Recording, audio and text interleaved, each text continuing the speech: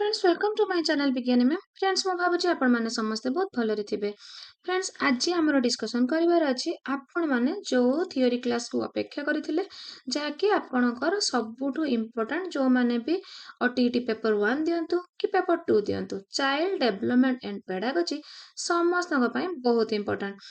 तो फ्रेंड्स से child development and pedagogy रो यूनिट 2 थियोरी कंप्लीट यूनिट 2 आपण मानकर ए क्लास टी आपण माने करि सारिबा परे समस्त फील करिवे जे ओटीटी पेपर 2 रो जो चाइल्ड डेवलपमेंट एंड पेडागोजी रो जो आपणकर यूनिट 2 रो जेतिकी सिलेबस अछि सबु को आज आमे विविडली डिस्कशन करिबा जेहेतु आपण मानक पई आ अल्प दिन रो टाइम अछि तो सेति पई आमे गोटिए क्लास रे कंप्लीट थियोरी डिस्कशन करिबा। तो सेति पई आपण मानको कहि रखे आपण माने पाखरे कॉपी एंड पेन समस्त रखंतु एंड जो गुडी को मु बारंबार डिस्कशन करूची एंड आपणकर अंडरलाइन करिची ताको भल भाबे नोट कर नियंतु। तो फ्रेंड्स स्टार्ट करिबा। प्रथमे आपणकर यूनिट 2 रे देखिबे अछि लर्निंग जोटा कि आपणकर शिक्षण लर्निंग प्रोसेस गुडी को आमे विविडली डिस्कशन करिबा। तो फ्रेंड्स आपण माने देखंतु शिक्षण आपण प्रत्येक दिन किछि किछि नुआ ज्ञान ग्रहण करिथांती छोट पिलाटी तार जन्म परे ही देखिबे तार शिक्षणटी आस्ते आस्ते आरंभ हो जाय थाए। प्रथमे प्रथमे पिलाटी जो लोकटी ताको आसिकी डेली खाइबा को दउची डेली ताको खौची आस्ते आस्ते किछि दिन परे डेली ताको आसिकी खौथिबा लोकटी जे तार मा डेली ताकू जी खइबा को दिए जो स्त्री लोकटी सीए जे तार मा सेटा सी आस्ते आस्ते शिखि जाए।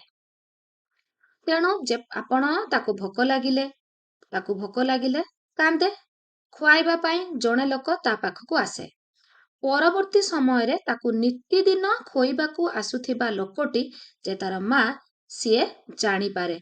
तो एटा होची छोट बेलर गोटे शिक्षणर दृष्टांत।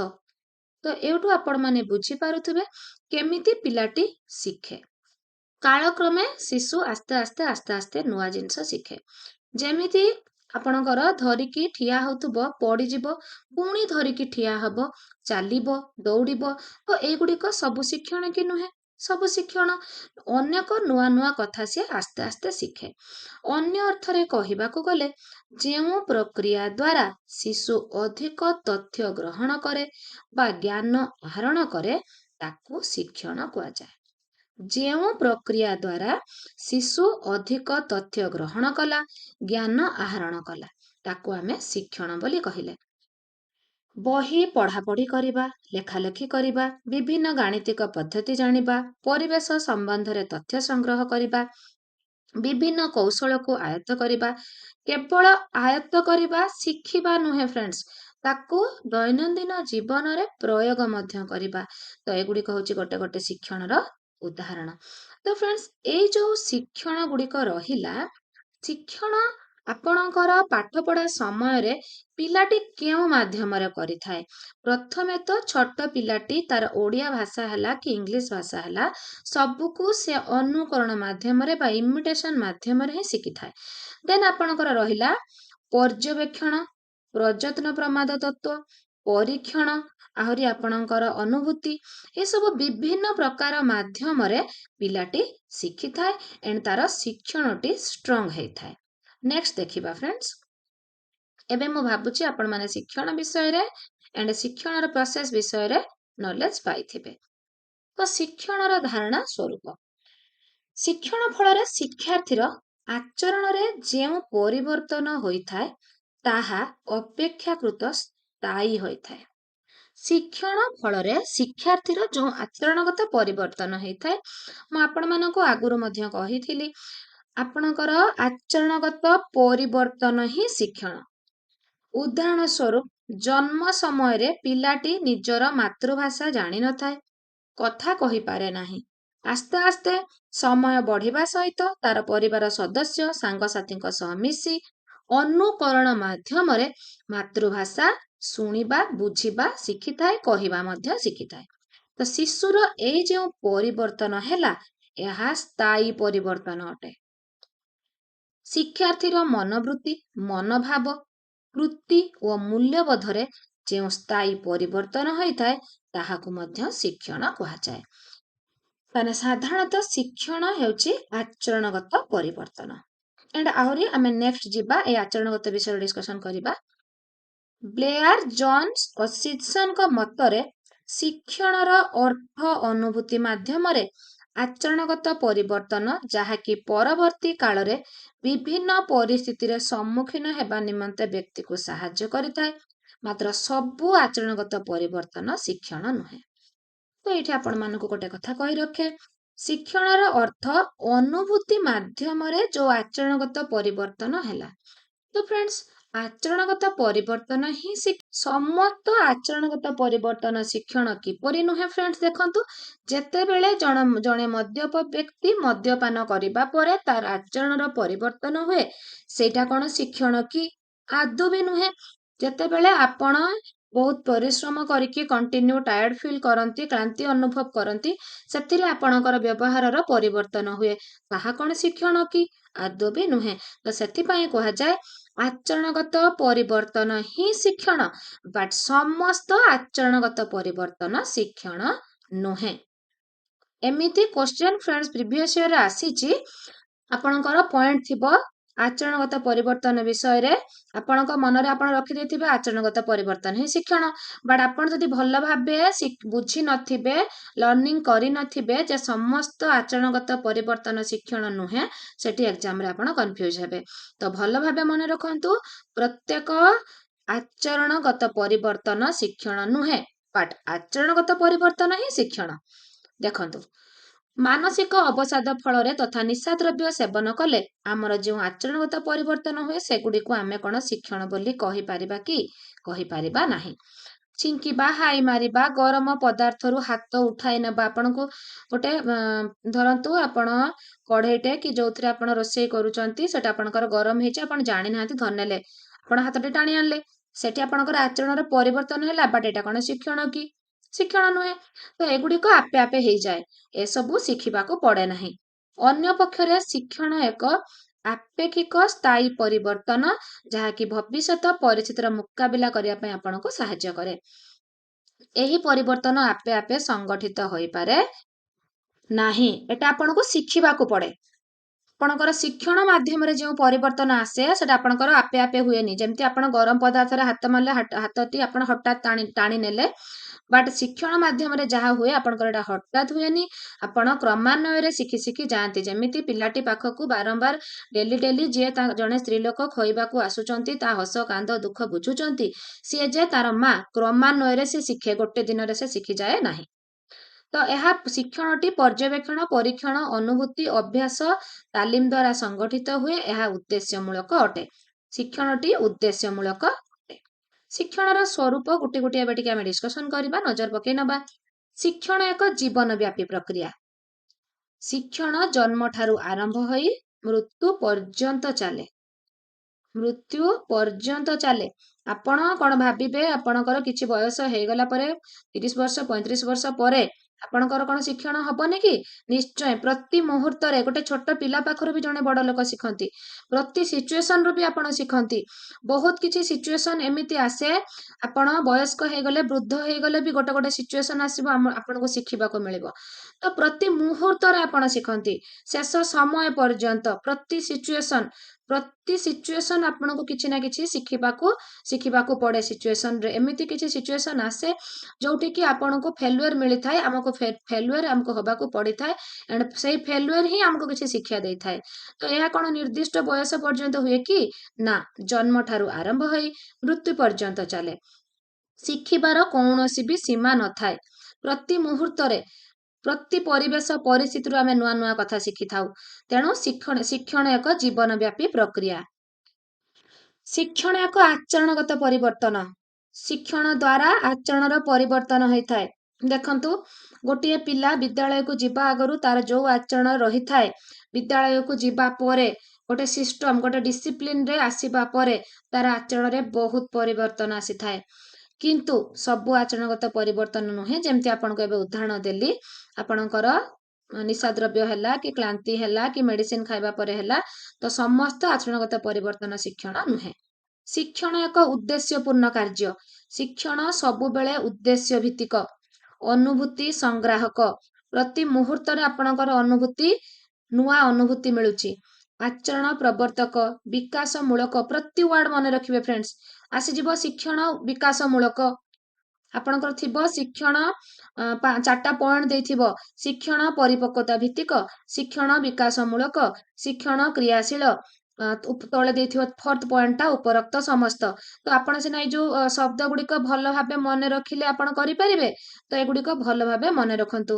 ଏହା ଅନେକ ପରିମାଣରେ ବଂଶଗୁଣ, ବୟସ, ମାନସିକ ପରିପକ୍ୱତା, ପରିବେଶ, ବୁଦ୍ଧି, ପୂର୍ବ ଅଭିଜ୍ଞତା, ମାନସିକ ସ୍ୱାସ୍ଥ୍ୟ, ପ୍ରଶିକ୍ଷଣ ପଦ୍ଧତି, ଆଗ୍ରହ, ଅଭିପ୍ରେରଣା, ମନୋବୃତ୍ତି, ସାମାଜିକ ଭିତ୍ତିଭୂମି ଉପରେ ନିର୍ଭର କରେ।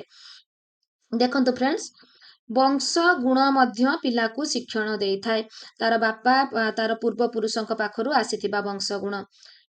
ବୟସ, ମାନସିକ ପରିପକ୍ୱତା, ପରିବେଶ ମଧ୍ୟ ପ୍ରତ୍ୟେକ ପିଲାକୁ ଶିକ୍ଷଣ ଦେଇଥାଏ। ଗୋଟେ ଘରେ ଥିବା ପିଲା, ଗୋଟେ ହଷ୍ଟେଲରେ ଥିବା ପିଲା, ଗୋଟେ ବିଦ୍ୟାଳୟ ଯାଉଥିବା ପିଲା, ବିଦ୍ୟାଳୟ ଯାଉନଥିବା ପିଲା, ପ୍ରତି ପରିବେଶ ପିଲାକୁ କିଛି ନୂଆ ଜିନିଷ ଶିଖିବାକୁ ଦେଇଥାଏ। ଶିକ୍ଷଣ ଏକ ସକ୍ରିୟ ପ୍ରକ୍ରିୟା। ଶିକ୍ଷଣରେ ଶିକ୍ଷାର୍ଥୀ ସକ୍ରିୟ ଭୂମିକା ଗ୍ରହଣ କରିଥାଏ। ଏହା ସକ୍ରିୟତା ପାଇଁ ଆନନ୍ଦ ସହକାରେ ଶିକ୍ଷଣ ପ୍ରକ୍ରିୟାରେ ଅଂଶଗ୍ରହଣ କରେ।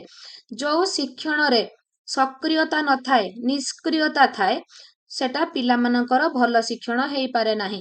ଯେମିତି ଆମର ୟୁନିଟ୍ 3ରେ ଆମେ ଯେତେବେଳେ ମୁଁ ଟିଚର ସେଣ୍ଟର୍ଡ, ଆପଣଙ୍କର ଚାଇଲ୍ଡ ସେଣ୍ଟର୍ଡ ଆଣ୍ଡ ଆପଣଙ୍କର ଲର୍ଣ୍ଣିଂ ସେଣ୍ଟର୍ଡ ଉପରେ ଡିସ୍କସନ୍ କରିଥିଲି। ୟୁନିଟ୍ 3 ଭିଡିଓ ଯୋଉ ଅପଲୋଡ କରିଥିଲି, ସେଥିରେ ମୁଁ ଆପଣମାନଙ୍କୁ କହିଥିଲି, ଯିଏ ମୋର ସେଇ କ୍ଲାସ୍ ଦେଖିଥିବେ ଜାଣିଥିବେ, ଶିକ୍ଷଣ ବିଷୟରେ ଯୋଉ ସେଥିରେ ଆମେ ଆଲୋଚନା କରିଥିଲେ, ଶିକ୍ଷାର୍ଥୀ ସକ୍ରିୟ ରୁହେ ଶିକ୍ଷାର୍ଥୀ ଚାଇଲ୍ଡ ସେଣ୍ଟର୍ଡ ଆଣ୍ଡ ଲର୍ଣ୍ଣିଂରେ ଆଣ୍ଡ ଆପଣଙ୍କର ଲର୍ଣ୍ଣିଂ ସେଣ୍ଟର୍ଡରେ। ବଟ୍ ଆପଣଙ୍କର ଯୋଉ ଟିଚର ସେଣ୍ଟର୍ଡରେ ଶିକ୍ଷାର୍ଥୀ ସକ୍ରିୟ ରୁହେନି, ଶିକ୍ଷାର୍ଥୀ ନିଷ୍କ୍ରିୟ ରୁହେ ଆଣ୍ଡ ଶିକ୍ଷକ ସକ୍ରିୟ ରୁହନ୍ତି। କୋଉଥିରେ? Teacher centred ଆପ୍ରୋଚରେ।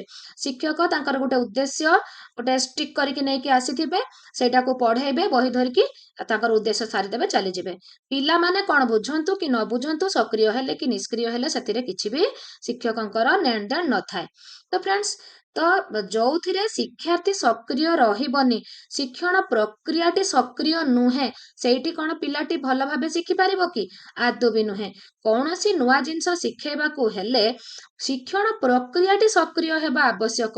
ଆପଣ ଧରନ୍ତୁ ଆପଣ ଗୋଟେ ପ୍ଲାନ୍ ଆଜି କରିକି ଗଲେ, ସେଥିରେ ଆପଣ ଖାଲି ଯିବେ, ପଢେଇ ଦେବେ, ପଳେଇ ଆସିବେ। କିନ୍ତୁ ସେଇଠି ଯଦି ଆପଣ ଟିକେ ଛୋଟ ଛୋଟ ଜିନିଷକୁ ଧ୍ୟାନ ଦେବେ, ଆପଣ ଗୋଟେ ଆକ୍ଟିଭିଟି ରଖିଥିବେ ଗଳ୍ପଟେ କହିବେ, ଗୋଟେ ଆକ୍ଟିଭିଟି ରଖିଥିବେ ଆପଣ ବିଭିନ୍ନ ପ୍ରକାର TLM ଦେଖେଇବେ, ବିଭିନ୍ନ ପ୍ରକାର ସବୁ ମଡେଲ ଦେଖେଇବେ, ତ ଏଇଟା ପିଲାଙ୍କୁ ସକ୍ରିୟ କରେ। ତ ଶିକ୍ଷଣ ଏକ ସକ୍ରିୟ ପ୍ରକ୍ରିୟା, ଯାହା ଦ୍ୱାରା ପିଲା ନୂଆ ନୂଆ କଥା ଶିଖେ। ଶିକ୍ଷଣ ହେଉଛି ବିକାଶ। ଶିକ୍ଷଣ ପ୍ରକ୍ରିୟା ଦ୍ୱାରା ଶିକ୍ଷାର୍ଥୀର ଆଚରଣଗତ ପରିବର୍ତ୍ତନ ହେଇଥାଏ। ଶିକ୍ଷଣ ଫଳରେ ପରିବେଶ ଓ ଜୀବନ ସମ୍ବନ୍ଧରେ ଶିକ୍ଷାର୍ଥୀର ବୋଧ ଓ ପ୍ରୟୋଗ ଶକ୍ତି ନିରବିଚ୍ଛିନ୍ନ ଭାବେ ବୃଦ୍ଧି ପାଇବାରେ ଲାଗେ। ଆପଣଙ୍କର ଶିକ୍ଷଣ ହେଉଛି ହିଁ ବିକାଶ। ଆମେ ଜାଣିଛେ ପିଲାର ବିକାଶ ମାତୃଗର୍ଭରୁ ହିଁ ଆରମ୍ଭ ହେଇଥାଏ, ଭ୍ରୂଣ ସୃଷ୍ଟି ଦିନ ଠାରୁ। ତ ଆପଣଙ୍କର ଶିକ୍ଷଣ ବି ପିଲାର ଜନ୍ମ ପାଖରୁ ହିଁ ଷ୍ଟାର୍ଟ ହେଇଯାଉଛି। ତ ପିଲାଟାର ଯେତେ ଶିକ୍ଷଣ ଦୃଢୀଭୂତ ହେବ, ତାର ବିକାଶ ମଧ୍ୟ ସେତେ ଅଧିକ ହବ। ତ ଶିକ୍ଷଣ ହେଉଛି ବିକାଶ। ଶିକ୍ଷଣ ହେଉଛି ଅନୁଭୂତି ସଂଯୋଜନା। ଶିକ୍ଷଣ ହେଉଛି ଅନୁଭୂତି ସଂଯୋଜନା ଓ ସୁସଂଗଠନର ଆବଶ୍ୟକତା। ପିଲାଟିର ଅନୁଭୂତି ଯେତେ ସୁଦୃଢ ହେବ, ପିଲାଟିର ଶିକ୍ଷଣ ସେତେ ସୁଦୃଢ ହେଇପାରିବ। ଅଭିଜ୍ଞତାର ପୁନର୍ଗଠନ ଓ ନୂତନ ଅଭିଜ୍ଞତା ଅର୍ଜନ ହିଁ ଶିକ୍ଷଣ। ଏଇ ଗୋଟେ ଗୋଟେ ଲାଇନ ଫ୍ରେଣ୍ଡସ୍ କ୍ୱେଶ୍ଚନ ଆସିଯିବ। ଅଭିଜ୍ଞତାର ପୁନର୍ଗଠନ ଓ ନୂତନ ଅଭିଜ୍ଞତା ଅର୍ଜନ ହିଁ ଶିକ୍ଷଣ। ଆପଣଙ୍କର କ୍ୱେଶ୍ଚନ ଆସିବ, ଅଭିଜ୍ଞତାର ପୁନର୍ଗଠନ ଶିକ୍ଷଣ, ନୂତନ ଅଭିଜ୍ଞତା ଅର୍ଜନ ହିଁ ଶିକ୍ଷଣ। ଆପଣଙ୍କର ଆନ୍ସର ହେଲା ଉଭୟ A ଓ B, ଦୁଇଟି ଯାକ ଠିକ। ତ ଫ୍ରେଣ୍ଡସ୍, ପ୍ରତି ଲାଇନ ପ୍ରତି ୱାର୍ଡକୁ ମନେ ରଖିବାକୁ ଚେଷ୍ଟା କରନ୍ତୁ ଆଣ୍ଡ ନୋଟ୍ସ ବନାନ୍ତୁ। ଶିକ୍ଷଣ ଏକ ବହୁମୁଖୀ ପ୍ରକ୍ରିୟା। ଶିକ୍ଷଣ ପ୍ରକ୍ରିୟାରେ ଅଂଶଗ୍ରହଣ କରି ଶିକ୍ଷାର୍ଥୀମାନେ କେବଳ ନୂତନ ଜ୍ଞାନ ଓ ତଥ୍ୟ ଆହରଣ କରିନଥାନ୍ତି, ସେମାନେ ବିଭିନ୍ନ କୌଶଳ ମଧ୍ୟ ଶିକ୍ଷା କରିଥାନ୍ତି।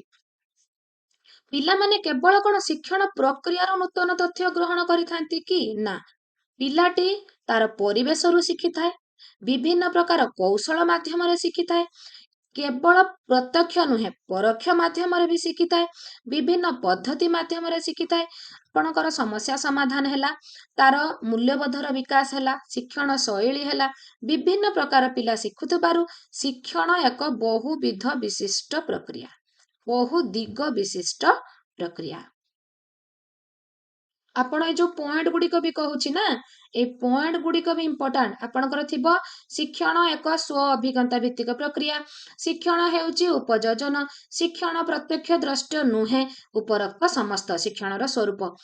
ପଏଣ୍ଟ ଗୁଡିକ ମନେ ରଖିଥିଲେ ଆପଣ କରିପାରିବେ।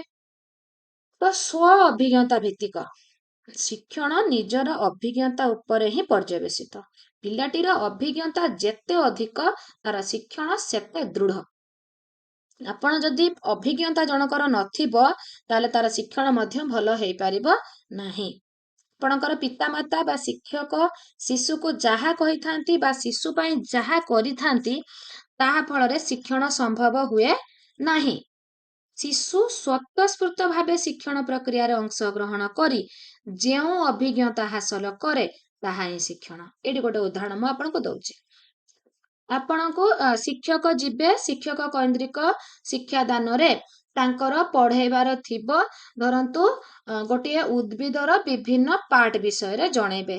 ଶିକ୍ଷକ ଯିବେ କ୍ଲାସରେ ବହି ଧରିବେ, ପଢେଇ ଦେବେ। ଗଛର ତାର ହଉଛି କାଣ୍ଡ ଅଛି, ମୂଳ ଅଛି, ଚେର ଅଛି, ପତ୍ର ଅଛି, ଫୁଲ ଅଛି, ଫଳ ଅଛି। ପିଲା ଖାଲି ଶିକ୍ଷକଙ୍କୁ ଚାହିଁକି ଶୁଣିବ। ଏହା ଦ୍ୱାରା ତାର ଶିକ୍ଷଣ ସମ୍ଭବ ନୁହେଁ।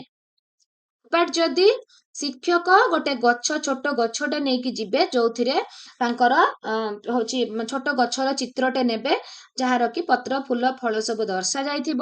ଏଣ୍ଡ ଏବେ ଯୋଉ ପ୍ରତି ବିଦ୍ୟାଳୟ ମାନଙ୍କରେ ସବୁ ପ୍ରୋଜେକ୍ଟର ଅଛି, ସେ ପ୍ରୋଜେକ୍ଟରରେ ଗୋଟେ ଗଛର ପତ୍ର ଫୁଲ ଫଳ ଦେଖେଇବେ।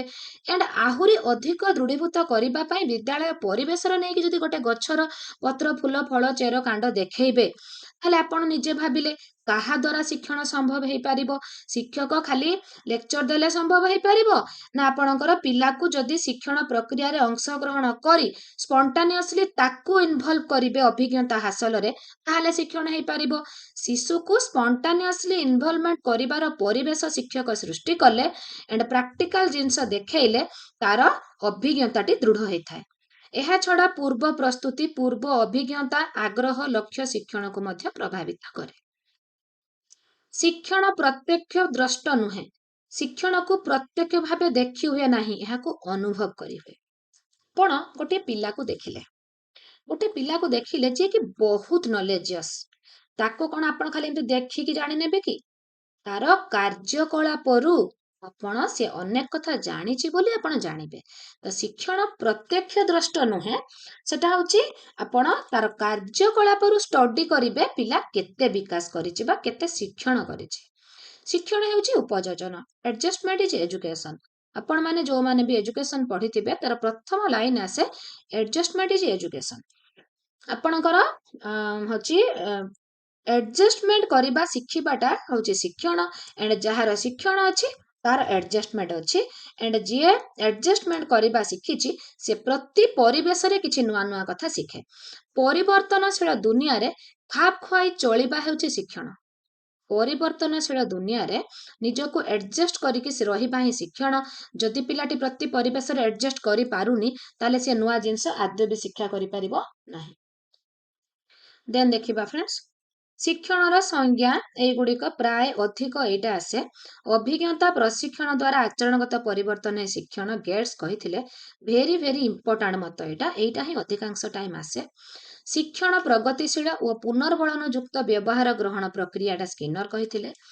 ଅଭିଜ୍ଞତାରୁ ଆଚରଣଗତ ପରିବର୍ତ୍ତନ ହିଁ ଶିକ୍ଷଣ ଆପଣଙ୍କର କ୍ୟାଭଲିନ କହିଥିଲେ। ଏଣ୍ଡ ଏଇ ଯୋଉ ଦୁଇଟି ରହିଲା ଫ୍ରେଣ୍ଡସ୍, ୟାକୁ ତ ମନେ ରଖିବେ, ପ୍ଲସ୍ କିଏ କହିଥିଲେ କେଉଁ ମସିହା ବି ମନେ ରଖିବେ। Very very important. ଦେନ୍ ଦେଖିବା ଫ୍ରେଣ୍ଡସ୍, ଦେନ୍ ଆସିଲା ଆପଣଙ୍କର ଅର୍ଥ ପ୍ରସ୍ତୁତି ଭାବେ ଶିକ୍ଷଣ, ଲର୍ନିଂ ଏଜ୍ ମିନିଂ ମେକିଂ। ତ ଫ୍ରେଣ୍ଡସ୍ ଏଇଠି ମୁଁ ଆପଣମାନଙ୍କୁ କହି ରଖେ ଅର୍ଥ ପ୍ରସ୍ତୁତି ଭାବେ ଶିକ୍ଷଣର ଯୋଉ ତାର ଉଦ୍ଦେଶ୍ୟ କଣ, କାହାକୁ କହନ୍ତି ଅର୍ଥ ପ୍ରସ୍ତୁତି ଶିକ୍ଷଣ। ପ୍ରଶାନ୍ତ ବାବୁ ସପ୍ତମ ଶ୍ରେଣୀରେ ବିଜ୍ଞାନ ପଢାନ୍ତି। ଗୋଟିଏ ପରିସ୍ଥିତି ଆଲୋଚନା କରିବା। ପିଲାମାନଙ୍କୁ ବିଭିନ୍ନ ଅଂଶର କାର୍ଯ୍ୟର ଧାରଣା ଦେଉଥିଲା ବେଳେ ସେ ପିଲାମାନଙ୍କୁ ଛୋଟ ଛୋଟ ଦଳରେ ଭାଗ କରି ଗୋଲାକାରରେ ବସେଇ କହିଲେ, ମନ୍ଦାର ଫୁଲ ଗୋଲାପ ଫୁଲର ସାମଞ୍ଜସ୍ୟ ପାର୍ଥକ୍ୟ ଲେଖ। ଦଳରେ ଆଲୋଚନା କରିକି ପିଲାମାନେ ଲେଖିଲେ ଏଣ୍ଡ ଦଳଗତ ଉପସ୍ଥାପନ କଲେ। କଣ କଲେ ନା ମନ୍ଦାର ଫୁଲ 5 ପାଖୁଡା ବିଶିଷ୍ଟ, କେତେକ ମନ୍ଦାର ଫୁଲ ଅନେକ ପାଖୁଡା ଅଛି, ଗୋଲାପ ଫୁଲର ବହୁତ ପାଖୁଡା ଥାଏ, ମନ୍ଦାର ଫୁଲ ନାଲି ରଙ୍ଗର। ପ୍ରଶାନ୍ତ ବାବୁ ଏଇ ଯୋଉ କ୍ଲାସଟି କରିଥିଲେ ସେ ପ୍ରଥମେ କେବଳ ମୁହଁରେ କହିଦେଲେ 2ଟି ଫୁଲ ବିଷୟରେ ଆଲୋଚନା କରିକି ଲେଖ। ସେଠି ସେ କିଛି ବି ଫୁଲ ଦେଇନଥିଲେ କି କିଛି ଫୁଲର ଚିତ୍ର ମଧ୍ୟ ଦେଇନଥିଲେ। ତ ଏଗୁଡିକ ପିଲା କେବଳ ତାର ପୂର୍ବ ଜ୍ଞାନରୁ କଲା। ଏଗୁଡିକ ଯୋଉ ଆଲୋଚନା କଲେ ପିଲାମାନେ ଦଳରେ କେବଳ ତାଙ୍କର ପୂର୍ବ ଜ୍ଞାନରୁ କଲେ। ଏଠି ଶିକ୍ଷକ କିଛି ବି ପ୍ରାକ୍ଟିକାଲ ଜିନିଷ ତାଙ୍କୁ ଦେଇନଥିଲେ। ବଟ୍ ଦ୍ୱିତୀୟ ପର୍ଯ୍ୟାୟରେ କଣ ହେଲା ଫ୍ରେଣ୍ଡସ୍, ପ୍ରତ୍ୟେକ ଦଳକୁ ଶିକ୍ଷକ ଗୋଟିଏ ନାଲି ରଙ୍ଗର 5 ପାଖୁଡା ବିଶିଷ୍ଟ ମନ୍ଦାର ଫୁଲ ଏଣ୍ଡ ନାଲି ରଙ୍ଗର ବହୁ ପାଖୁଡା ବିଶିଷ୍ଟ ଗୋଲାପ ଫୁଲ ଦେଲେ। ଏବେ କହିଲେ ପାର୍ଥକ୍ୟ ଦଳ ଭିତରେ ଆଲୋଚନା କରିକି ଲେଖ। ତ ସେମାନେ ଆଲୋଚନା କରିକି ଜାଣିବାକୁ ପାଇଲେ ଯେ ଆପଣଙ୍କର ଶିକ୍ଷାର୍ଥୀ ଉଭୟ ଫୁଲକୁ ଭଲ ଭାବେ ପର୍ଯ୍ୟବେକ୍ଷଣ କଲେ, ଉଭୟ ଫୁଲକୁ ଛିଣ୍ଡେଇ ତା ଅଂଶକୁ ଦେଖିଲେ ଏଣ୍ଡ ଗୋଲାପ ଫୁଲର କେଶର ଅଛି ବୋଲି ମଧ୍ୟ ଜାଣିଲେ। ଏଠି ତାଙ୍କର ଅନୁଭୂତିରୁ ଲେଖିଥିଲେ ମନ୍ଦାର ଫୁଲର କେଶର ଥାଏ, ଗୋଲାପ ଫୁଲର କେଶର ନଥାଏ। ବଟ୍ ଯେତେବେଳେ ଏଠି ଗୋଟେ ଜିନିଷ ଦେଖିବାକୁ ପାଇଲେ, ପ୍ରାକ୍ଟିକାଲ ଗୋଲାପ ଫୁଲକୁ ଛିଣ୍ଡେଇକି ଦେଖିଲେ ଜାଣିଲେ ତାର କେଶର ଅଛି। ତ ଏଠି ଆପଣଙ୍କର ଶିକ୍ଷକ ଶିକ୍ଷାର୍ଥୀଙ୍କର ଏଇ ଯୋଉ କାର୍ଯ୍ୟ ଆସିଲା, ଏଥିରୁ ଆମେ ସଂକ୍ଷେପଣ କଣ କଲେ ନା ପିଲା ତାର ପୂର୍ବ ଅଭିଜ୍ଞତାରୁ ପ୍ରଥମ ପର୍ଯ୍ୟାୟରେ ଲେଖିଥିଲା, ଦ୍ୱିତୀୟ ପର୍ଯ୍ୟାୟରେ ପିଲାଟି ସମସ୍ୟା ସମାଧାନ ପାଇଁ ପର୍ଯ୍ୟବେକ୍ଷଣ ପରୀକ୍ଷଣରୁ ନୂତନ ଅଭିଜ୍ଞତା ପାଇଲା ଏଣ୍ଡ ପୂର୍ବ ଅଭିଜ୍ଞତାକୁ ନୂତନ ଅଭିଜ୍ଞତା ସହ ଯୋଡି ସିଦ୍ଧାନ୍ତରେ ଉପନୀତ ହେଲା। ପିଲାମାନଙ୍କର କିଛି ଅଭିଜ୍ଞତା ପୂର୍ବରୁ ଥିଲା, ନହେଲେ ଚିତ୍ର ନ ଦେଖି କେମିତି ଫୁଲ ନ ଦେଖି କେମିତି ଲେଖିଲେ। ତ ଅର୍ଥ ପ୍ରସ୍ତୁତି ଶିକ୍ଷଣ ତାହେଲେ କାହାକୁ କୁହାଯାଏ ଫ୍ରେଣ୍ଡସ୍, ପୂର୍ବ ଅଭିଜ୍ଞତା ସହ ନୂତନ ଅଭିଜ୍ଞତାକୁ ଯୋଡି ଯୋଉ ଜ୍ଞାନ ସଂରଚନା ହେଇଥାଏ ତାହା ହେଉଛି ଶିକ୍ଷାର୍ଥୀ ମାନଙ୍କର ଅର୍ଥ ପ୍ରସ୍ତୁତି ଶିକ୍ଷଣ। ଏବେ ଦେଖିବା ଅର୍ଥ ପ୍ରସ୍ତୁତି ଶିକ୍ଷଣ ଅତୀତ ବର୍ତ୍ତମାନ ଭବିଷ୍ୟତ ଉପରେ ଗୁରୁତ୍ୱ ଦେଇଥାଏ। ଅର୍ଥ ପ୍ରସ୍ତୁତି ଶିକ୍ଷଣ ତତ୍ତ୍ୱ ବା ଜ୍ଞାନ ସଂରଚନା ତତ୍ତ୍ୱର ପ୍ରଥମ ଦାର୍ଶନିକ ହେଉଛନ୍ତି ଜିଆମ୍ବୋ ଟିଷ୍ଟୋଭିକ। 1910 ମସିହାରେ ସେ କହିଥିଲେ, ଜଣେ କିଛି ଜାଣିବ ଯେତେବେଳେ ସେ ଏହାକୁ ବ୍ୟାଖ୍ୟା କରିବ। ଜଣେ ଜାଣେ ଯେତେବେଳେ ସେ ଏହାକୁ ବ୍ୟାଖ୍ୟା କରିବ। ଅର୍ଥ ପ୍ରସ୍ତୁତି ଶିକ୍ଷଣର ସୋପାନ ଗୁଡିକ ଏବେ ଫ୍ରେଣ୍ଡସ୍ ଆମେ ଦେଖିବା। ଏଟା ହେଉଛି ଅର୍ଥ ପ୍ରସ୍ତୁତି ଶିକ୍ଷଣର ଗୁରୁତ୍ୱ। କୋଉଥିରେ ଗୁରୁତ୍ୱ ଦିଆଯାଏ? ତଥ୍ୟ ସଂଗ୍ରହ, ବହୁବିଧ ବୁଦ୍ଧିର ବ୍ୟବହାର, ସମ୍ମିଳିତ ଶିକ୍ଷଣ। ପ୍ରଥମେ ତଥ୍ୟ ସଂଗ୍ରହ କରିବେ ପିଲାମାନେ, ଦେନ୍ ତାଙ୍କର ଯୋଉ ବିଭିନ୍ନ ପ୍ରକାର ବୁଦ୍ଧିରୁ ବ୍ୟାଖ୍ୟା କରିବେ, ଦେନ୍ ସମ୍ମିଳିତ ଶିକ୍ଷଣ କରିବେ, ପୂର୍ବ ପରକୁ ଯୋଡିକି କନକ୍ଲୁଜନ ଡ୍ର କରିବେ। ଅର୍ଥ ପ୍ରସ୍ତୁତି ଶିକ୍ଷଣର ବିଭିନ୍ନ ସୋପାନ ହଉଛି ଫ୍ରେଣ୍ଡସ୍, ଆପଣ ମାନେ ଦେଖିଥିବେ ଏବେ ଆମର ସବୁଠି ଡିସ୍କସନ ହଉଛି 5P ପ୍ଲାନ୍। କଣ 5P? 5ଟି ଇ। କଣ କଣ? ଏନଗେଜମେଣ୍ଟ, ଏକ୍ସପ୍ଲୋରେସନ ଏଣ୍ଡ ଆପଣଙ୍କର ଏକ୍ସପ୍ଲାନେସନ, ଦେନ୍ ଆପଣଙ୍କର ଏଲାବୋରେସନ, ଦେନ୍ ଆପଣଙ୍କର ଇଭାଲୁଏସନ। 5ଟି ଷ୍ଟେଜ ଭଲ ଭାବେ ମନେ ରଖିବେ। ଆପଣଙ୍କର SST ହେଲା କି ମେଥ୍ ହେଲା, ଯୋଉମାନେ ପେପର 1 ଦେବେ EVS ହେଲା, ସବୁରୁ ଆସୁଛି। ପ୍ରଥମ ଷ୍ଟେପଟା କଣ? ଏନଗେଜମେଣ୍ଟ। ଏମିତି ଆସୁଛି ତୃତୀୟ ସୋପାନ କଣ? ଏକ୍ସପ୍ଲାନେସନ। ଦ୍ୱିତୀୟ ସୋପାନ ଆପଣଙ୍କର ଗୁଳେଇକି ନା ମୁଁ ପଚାରୁଛି କାହିଁକି ନା ମନେ ରଖିବା ପାଇଁ। Last evaluation, second exploration. ତ ଏଇଗୁଡିକ ସବୁ ପ୍ରଥମେ ଏଇ ପଏଣ୍ଟ ଗୁଡିକ ଲେଖି ଦିଅନ୍ତୁ। ତ ପ୍ରଥମେ କଣ ହୁଏ ନା ଛାତ୍ରଛାତ୍ରୀ ମାନେ ବିଭିନ୍ନ କାର୍ଯ୍ୟରେ ସମ୍ପୃକ୍ତ ହେଇକି ବୈଶିଷ୍ଟ୍ୟ ଗୁଡିକୁ ପର୍ଯ୍ୟବେକ୍ଷଣ କରନ୍ତି, ଅତୀତ ଅନୁଭୂତିକୁ ନୂଆ ସହ ଯୋଡନ୍ତି, ପ୍ରଶ୍ନ ପଚାରି ସମସ୍ୟାର ସଂଜ୍ଞା ନିରୂପଣ କରନ୍ତି। କାହିଁକି ସବୁକୁ ଲାଇନ ଦେଲି ଫ୍ରେଣ୍ଡସ୍, କ୍ୱେଶ୍ଚନ ମୁଁ ଦେଖିଛି ପ୍ରିଭିୟସ୍ ଇୟରରେ ଆସିଛି। ପ୍ରଶ୍ନ ପଚାରି ସମସ୍ୟାର ସଂଜ୍ଞା ନିରୂପଣ କରିବା ଅର୍ଥ ପ୍ରସ୍ତୁତି ଶିକ୍ଷଣର କେଉଁ ସୋପାନରେ ହୁଏ? ପ୍ରଶ୍ନ ପଚାରି ସମସ୍ୟାର ସଂଜ୍ଞା ନିରୂପଣ ଅର୍ଥ ପ୍ରସ୍ତୁତି ଶିକ୍ଷଣର ଏନଗେଜମେଣ୍ଟ ଷ୍ଟେଜରେ ହୁଏ। ଦେନ୍ ପିଲା କଣ କରିବ? ଛାତ୍ରଛାତ୍ରୀ ମାନେ ସମସ୍ୟା ସହ ସିଧାସଳଖ ସମ୍ପୃକ୍ତ ହୁଅନ୍ତି, ସମସ୍ୟା ସମାଧାନ ପାଇଁ ଉପଯୁକ୍ତ ସମ୍ବଳ ଚୟନ କରନ୍ତି, ଦଳରେ ଆଲୋଚନା କରି ନିଜ ଭିତରେ ସମସ୍ୟା ସମ୍ପର୍କିତ ଧାରଣାକୁ ବିନିମୟ କରନ୍ତି। ସମସ୍ୟା ସମାଧାନ କିପରି କରାଯିବ ସେହି ବାଟକୁ ଅନୁଧ୍ୟାନ କରି ଦର୍ଶାନ୍ତି। ଏପରି କରିବା ଦ୍ୱାରା ଜ୍ଞାନ ସଂରଚନା ହୁଏ। ଏଇଟା ଆଉ ଗୋଟେ କ୍ୱେଶ୍ଚନ। 5P ପ୍ଲାନ୍ ବି ପଡ଼ିପାରେ ଆଣ୍ଡ ଅର୍ଥ ପ୍ରସ୍ତୁତି ଶିକ୍ଷଣ ବି ଆସିପାରେ। 5P ପ୍ଲାନ୍ର କେଉଁ ଷ୍ଟେଜରେ ପିଲା ଜ୍ଞାନ ସଂରଚନା କରେ? ଏକ୍ସପ୍ଲୋରେସନ ଷ୍ଟେଜରେ। କେଉଁ ଷ୍ଟେଜରେ ସମସ୍ୟା ସହ ସିଧାସଳଖ ସମ୍ପୃକ୍ତ ହୁଏ? ଏକ୍ସପ୍ଲୋରେସନ ଷ୍ଟେଜରେ। କେଉଁ ଷ୍ଟେଜରେ ପିଲାମାନେ ପରସ୍ପର ସମସ୍ୟା ବିଷୟରେ ଧାରଣାକୁ ବିନିମୟ କରନ୍ତି? ତ ଆମର ତିନିଟା କାମ ହଉଛି ସମସ୍ୟା ସମାଧାନ, ଲେଖିବେ ତ ଲେଖିନେବେ। 5P ପ୍ଲାନ୍ ବା ଅର୍ଥ ପ୍ରସ୍ତୁତି ଶିକ୍ଷଣର ତନ୍ନ ପରୀକ୍ଷା କରାଯାଏ। ତନ୍ନ ପରୀକ୍ଷା କରିବା ଷ୍ଟେଜରେ ସମସ୍ୟା ସହ ସିଧାସଳଖ ସମ୍ପୃକ୍ତ ହୁଅନ୍ତି, ସମ୍ବଳ ଚୟନ କରନ୍ତି। 2, 3 ହଉଛି ସମସ୍ୟା ବିଷୟରେ ଦଳ ଭିତରେ ଆଲୋଚନା କରିକି ଧାରଣା ବିନିମୟ କରନ୍ତି, ସମସ୍ୟା ସମାଧାନର ବାଟ ବାହାର କରନ୍ତି, ଜ୍ଞାନ ସଂରଚନା କରନ୍ତି। ଖାଲି ପଏଣ୍ଟ ଗୁଡ଼ିକ ଲେଖିନେବେ, ଇଜିଲି ମନେ ରହିଯିବ। ଦେନ୍ ଦେଖିବା ଏକ୍ସପ୍ଲାନେସନ। ଏଇ ଷ୍ଟେଜରେ ଗୋଟେ ଇମ୍ପୋର୍ଟାଣ୍ଟ ଜିନିଷ ହୁଏ, ଅମୂର୍ତ୍ତ ଧାରଣା ଗୁଡ଼ିକ ଏକାଠି କରିବା ଶିଖନ୍ତି ପିଲାମାନେ। ଏହି ସମୟରେ ଆବଷ୍ଟ୍ରାକ୍ଟ ଥିଙ୍କିଂ ଗୁଡ଼ିକ ଆପଣଙ୍କର ଏକ୍ସପ୍ଲାନେସନ ଷ୍ଟେଜରେ ସେମାନେ ଏକାଠି କରିବା ଶିଖନ୍ତି। ଆପଣଙ୍କର ବ୍ୟାଖ୍ୟାକରଣ ଷ୍ଟେଜରେ କ'ଣ ହୁଏ ନା ନୂଆ କରି ଶିଖିଥିବା ଧାରଣା ଅନ୍ୟ ସମ୍ବନ୍ଧିତ ଧାରଣାକୁ ବାସ୍ତବ ଜୀବନ ସହ ଯୋଡ଼ନ୍ତି। ଆପଣଙ୍କର ଏକ୍ସପ୍ଲାନେସନରେ ଅମୂର୍ତ୍ତ ଧାରଣାକୁ ଏକାଠି କରନ୍ତି। ଆପଣଙ୍କର ଏଲାବୋରେସନ ଷ୍ଟେଜରେ ନୂଆ କରି ଶିଖିଥିବା ଧାରଣା ଅନ୍ୟ ସମ୍ବନ୍ଧିତ ଧାରଣାକୁ ବାସ୍ତବ ଜୀବନ ସହ ଯୋଡ଼ନ୍ତି। ଆଣ୍ଡ ଇଭାଲୁଏସନ ଷ୍ଟେଜରେ ନିର୍ଦ୍ଧାରିତ ଧାରଣାକୁ ବୁଝି ଆହରଣ କରିଛି କି ନାହିଁ ଶିକ୍ଷକ ଜାଣିବା ପାଇଁ କ'ଣ କରନ୍ତି? ମୂଲ୍ୟାୟନ ପାଇଁ କ୍ୱେଶ୍ଚନ ଅଛି ଫ୍ରେଣ୍ଡସ୍, ଡିସ୍କସନ କରିବା କି କରିଛି ବୋଧେ, ଯେ ମୂଲ୍ୟାୟନ କୋଉ ମାତ୍ରାରେ ହୁଏ? ଅର୍ଥ ପ୍ରସ୍ତୁତି ଶିକ୍ଷଣରେ ପିଲା ଶିକ୍ଷକ କେଉଁ ପ୍ରକାର ମୂଲ୍ୟାୟନ କରନ୍ତି? କାହା ଦ୍ୱାରା? ପ୍ରଶ୍ନ ଦ୍ୱାରା, ପର୍ଯ୍ୟବେକ୍ଷଣ ଦ୍ୱାରା, ଆଲୋଚନା ଦ୍ୱାରା, ନ୍ୟସ୍ତ କାର୍ଯ୍ୟ। ଏ 4ଟି ଯେହେତୁ ମନେ ରଖିବେ ଏଣ୍ଡ ଅନ୍ୟାନ୍ୟ କାର୍ଯ୍ୟର ତ ସାହାଯ୍ୟ ନିଅନ୍ତି, କିନ୍ତୁ କ୍ୱେଶ୍ଚନ ଅଛି ଅର୍ଥ ପ୍ରସ୍ତୁତି ଶିକ୍ଷଣ କିମ୍ବା 5P ପ୍ଲାନରେ ଶିକ୍ଷକ ମୂଲ୍ୟାୟନ ପାଇଁ କେଉଁ ଜିନିଷର ସାହାଯ୍ୟ ନିଅନ୍ତି? ପ୍ରଶ୍ନ, ପର୍ଯ୍ୟବେକ୍ଷଣ, ନ୍ୟସ୍ତ କାର୍ଯ୍ୟ, ଉପରୋକ୍ତ ସମସ୍ତ ସବୁ ଗୁଡ଼ିକ ହବ। ଅର୍ଥ ପ୍ରସ୍ତୁତି ଶିକ୍ଷଣରେ ଶିକ୍ଷକଙ୍କ ଭୂମିକା। ଶିକ୍ଷକଙ୍କର ଭୂମିକା ଏଥିରେ ଗୁରୁତ୍ୱପୂର୍ଣ୍ଣ। ଶିକ୍ଷକ ଜ୍ଞାନ ସଂରଚନାରେ ସହାୟତା କରନ୍ତି। ତ ସବୁଠୁ ଇମ୍ପୋର୍ଟାଣ୍ଟ କଥା ୟାଗର କହିଛନ୍ତି 1991ରେ ପିଲାମାନଙ୍କ ପାଇଁ ମିଳୁଥିବା ସମ୍ବଳ ମଧ୍ୟରୁ ଶିକ୍ଷକ ନିଜେ ମଧ୍ୟ ଗୋଟେ ସମ୍ବଳ। ଲେଖି ନିଅନ୍ତୁ, ଭେରି ଭେରି ଇମ୍ପୋର୍ଟାଣ୍ଟ। ପିଲାମାନଙ୍କ ପାଇଁ ମିଳୁଥିବା ସମ୍ବଳରୁ ଶିକ୍ଷକ ହେଉଛନ୍ତି ଜଣେ ସମ୍ବଳ। ଦେନ୍ ଆସିଲା ଜ୍ଞାନ ସଂଗଠନ ବା ଜ୍ଞାନ ସଂରଚନା କଥା। ଫ୍ରେଣ୍ଡସ୍ କହି ରଖେ ଆପଣଙ୍କୁ, ଏଇଥିରେ ଇମ୍ପୋର୍ଟାଣ୍ଟ ହଉଛି ଜିନ୍ ପିଆଜେଟ୍ ଆଣ୍ଡ ଭାଇଗଡସ୍କି, ନୋଭାକ୍, ପୋସ୍ନର।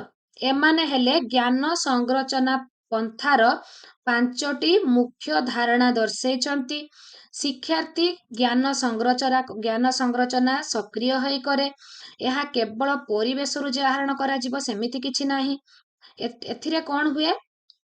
ଜ୍ଞାନ ସଂରଚନାରେ ଅର୍ଥପୂର୍ଣ୍ଣ ଶିକ୍ଷଣ କେବଳ ଉପଯୁକ୍ତ ଶିକ୍ଷଣ ପରିସ୍ଥିତି ଓ କାର୍ଯ୍ୟ ଦ୍ୱାରା ହିଁ ସମ୍ଭବ ହୁଏ। ସାମାଜିକ ଭାବ ବିନିମୟ ଦ୍ୱାରା ଶିକ୍ଷଣ ସମ୍ଭବ ହୁଏ। ଏଇଠି ମୁଁ ଭାଇଗଡସ୍କିଙ୍କ ବିଷୟରେ ଆପଣଙ୍କୁ କହିବି। ଜ୍ଞାନ ସଂଗଠନର ପ୍ରକାର ଭେଦ ହଉଛି 3 ପ୍ରକାର। କ୍ୱେଶ୍ଚନ ଅଛି ଫ୍ରେଣ୍ଡସ୍।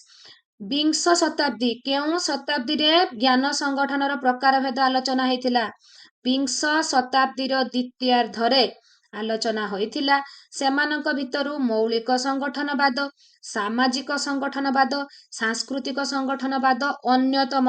ବଟ୍ ମୌଳିକ ସଂଗଠନବାଦ ଆଣ୍ଡ ସାମାଜିକ ସଂଗଠନବାଦକୁ ବେଶୀ ୟୁଜ୍ କରାଯାଏ and very very important.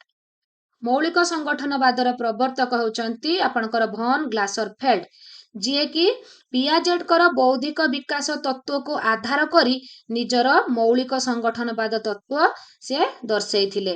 Von ଗ୍ଲାସରଫେଲ୍ଡ କେଉଁ ତତ୍ତ୍ୱକୁ ଆଧାର କରି ନିଜର ତତ୍ତ୍ୱ ଦେଇଥିଲେ? ନା ପିଆଜେଟ୍ଙ୍କର ବୌଦ୍ଧିକ ତତ୍ତ୍ୱକୁ ଗୁରୁତ୍ୱ ଦେଇକି। ସିଏ ହେଉଛନ୍ତି ମୌଳିକ ସଂଗଠନବାଦର ପ୍ରବର୍ତ୍ତକ ଭନ୍ ଗ୍ଲାସରଫେଲ୍ଡ। ଏଣ୍ଡ ଆପଣଙ୍କର ଦେଖିବା ସାମାଜିକ ସଂଗଠନବାଦର ପ୍ରବର୍ତ୍ତକ ଭାଇଗଡସ୍କି। ସେ ଜଣେ ରୁଷିଆର ମନସ୍ତତ୍ତ୍ୱବିତ୍। ବିଂଶ ଶତାବ୍ଦୀର 60-70 ଦଶକରେ ସେ ଏଇ ତତ୍ତ୍ୱ ଆଣିଥିଲେ। ତାଙ୍କର 3ଟି ମୁଖ୍ୟ ଧାରଣା ହେଉଛି ଫ୍ରେଣ୍ଡସ୍ ରିଏଲିଟି ବାସ୍ତବତା, ଜ୍ଞାନ ବା ନଲେଜ ଆଣ୍ଡ ଲର୍ଣ୍ଣିଂ। ସିଏ ବିଶ୍ୱାସ କରୁଥିଲେ ପିଲାଙ୍କର ଶିକ୍ଷଣ ଉପରେ ସମାଜର ବେଶୀ ଗୁରୁତ୍ୱ ରହିଥାଏ। ଯେହେତୁ ତାଙ୍କର ତତ୍ତ୍ୱଟା ହେଉଛି ସାମାଜିକ ସଂଗଠନବାଦ, ତ ସେ ପିଲାର ଶିକ୍ଷଣ ଅଧିକ ସମାଜ ଦ୍ୱାରା ହିଁ ହୁଏ ବୋଲି ବିଶ୍ୱାସ କରୁଥିଲେ। ବାସ୍ତବତା, ଜ୍ଞାନ ଏଣ୍ଡ ଆପଣଙ୍କର କ'ଣ ରହିଲା ଶିକ୍ଷଣ। ଏହା ଲୋକମାନଙ୍କର ବିଭିନ୍ନ କାର୍ଯ୍ୟକଳାପରୁ ସୃଷ୍ଟି ହୋଇଥାଏ। ସମାଜର ସଦସ୍ୟମାନେ ମିଶି ପୃଥିବୀର ବିଭିନ୍ନ କାର୍ଯ୍ୟକଳାପକୁ ସୃଷ୍ଟି କରିଥାନ୍ତି। ଏଟା ତାଙ୍କର ବାସ୍ତବତା।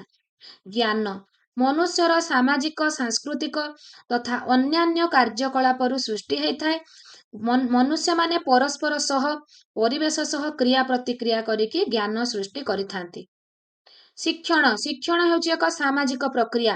କେବଳ ବ୍ୟକ୍ତିଗତ ଭାବରେ ବା ନିଷ୍କ୍ରିୟ ପରିସ୍ଥିତିରେ ବା ବାହ୍ୟ ଚାପରେ ଏଇଟା ହେଉଛି ଆପଣଙ୍କର ଶିକ୍ଷଣଟି ହୋଇଥାଏ।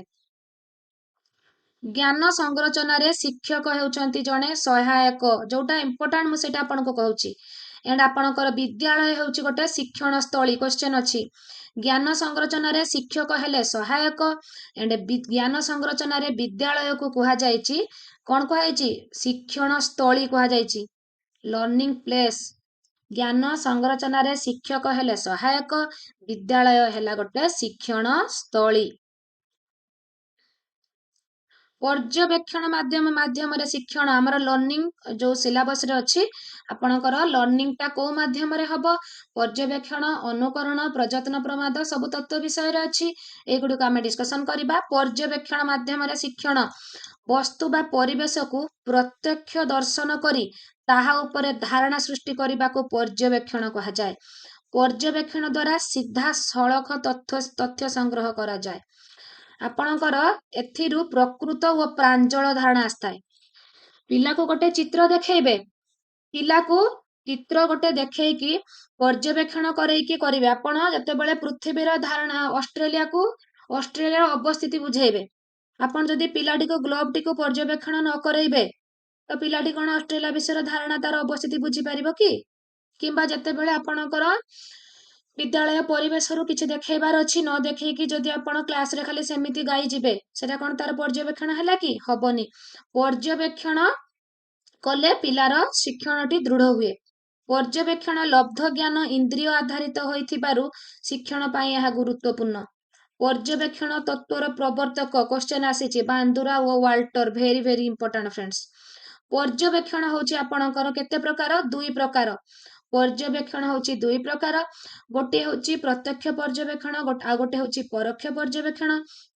ପ୍ରତ୍ୟକ୍ଷ ପର୍ଯ୍ୟବେକ୍ଷଣକୁ କୁହାଯାଏ ଆପଣଙ୍କର ଅନିୟନ୍ତ୍ରିତ ପର୍ଯ୍ୟବେକ୍ଷଣ ଏଣ୍ଡ ପରୋକ୍ଷ ପର୍ଯ୍ୟବେକ୍ଷଣକୁ କୁହାଯାଏ ନିୟନ୍ତ୍ରିତ ପର୍ଯ୍ୟବେକ୍ଷଣ। ପ୍ରତ୍ୟକ୍ଷ ପର୍ଯ୍ୟବେକ୍ଷଣର ଆହୁରି ଗୋଟେ ଅନ୍ୟ ନାମ ରହିଛି ମୁକ୍ତ ପର୍ଯ୍ୟବେକ୍ଷଣ। ଆପଣ ଯେତେବେଳେ ପିଲାକୁ ମୁକ୍ତ ଭାବରେ ପରିବେଶକୁ ନେଇକି କିଛି ପର୍ଯ୍ୟବେକ୍ଷଣ କରାଉଛନ୍ତି, ସେଟା ଆପଣଙ୍କର ପ୍ରତ୍ୟକ୍ଷ ବା ଆପଣଙ୍କର ମୁକ୍ତ ପର୍ଯ୍ୟବେକ୍ଷଣ। ବାଟ୍ ଆପଣଙ୍କର ଶ୍ରେଣୀ ପ୍ରକୋଷ୍ଠରେ ଯୋଉ ପର୍ଯ୍ୟବେକ୍ଷଣ କରାଉଛନ୍ତି ସେଟା ପିଲାଙ୍କୁ ଆପଣ ନିୟନ୍ତ୍ରିତ କରିକି କରାଉଛନ୍ତି, ତ ସେଟା ନିୟନ୍ତ୍ରିତ ବା ଆପଣଙ୍କର ପରୋକ୍ଷ ପର୍ଯ୍ୟବେକ୍ଷଣ। ପର୍ଯ୍ୟବେକ୍ଷଣର ବିଭିନ୍ନ ସୋପାନ, ବିଭିନ୍ନ ବସ୍ତୁର ଶୃଙ୍ଖଳିତ ଅନୁଧ୍ୟାନ। ଆପଣଙ୍କର ଏ ଯୋଉ କହିଲି ଶ୍ରେଣୀ ପ୍ରକୋଷ୍ଠରେ ଆପଣ ପିଲାକୁ ଗ୍ଲୋବ ଦେଖିକି ଶିଖେଇଲେ, ସେଟା ଆପଣଙ୍କର କି ପର୍ଯ୍ୟବେକ୍ଷଣ ହେଲା? ପ୍ରତ୍ୟକ୍ଷ ହେଲା। ଆପଣ କ'ଣ ନେଇକି ତାକୁ ଅଷ୍ଟ୍ରେଲିଆର ଅବସ୍ଥିତି ଦେଖେଇ ପାରିବେ କି? ନା ଭାରତର ଅବସ୍ଥିତି ଆପଣ ବୁଲେଇ ତାକୁ ଦେଖେଇବେ? ଆପଣ ପରୋକ୍ଷ ଭାବରେ ଗ୍ଲୋବରୁ ଦେଖେଇବେ କି ମାନଚିତ୍ରରୁ ଦେଖେଇବେ। ତ ପର୍ଯ୍ୟବେକ୍ଷଣର ସୋପାନ ଦେଖନ୍ତୁ ଫ୍ରେଣ୍ଡ, 4ଟି ସୋପାନ କ୍ୱେଶ୍ଚନ ଆସେ। ବିଭିନ୍ନ ବସ୍ତୁର ଶୃଙ୍ଖଳିତ ଅନୁଧ୍ୟାନ ବା ପ୍ରଥମେ ହେଉଛି ପର୍ଯ୍ୟବେକ୍ଷଣ କରିବେ।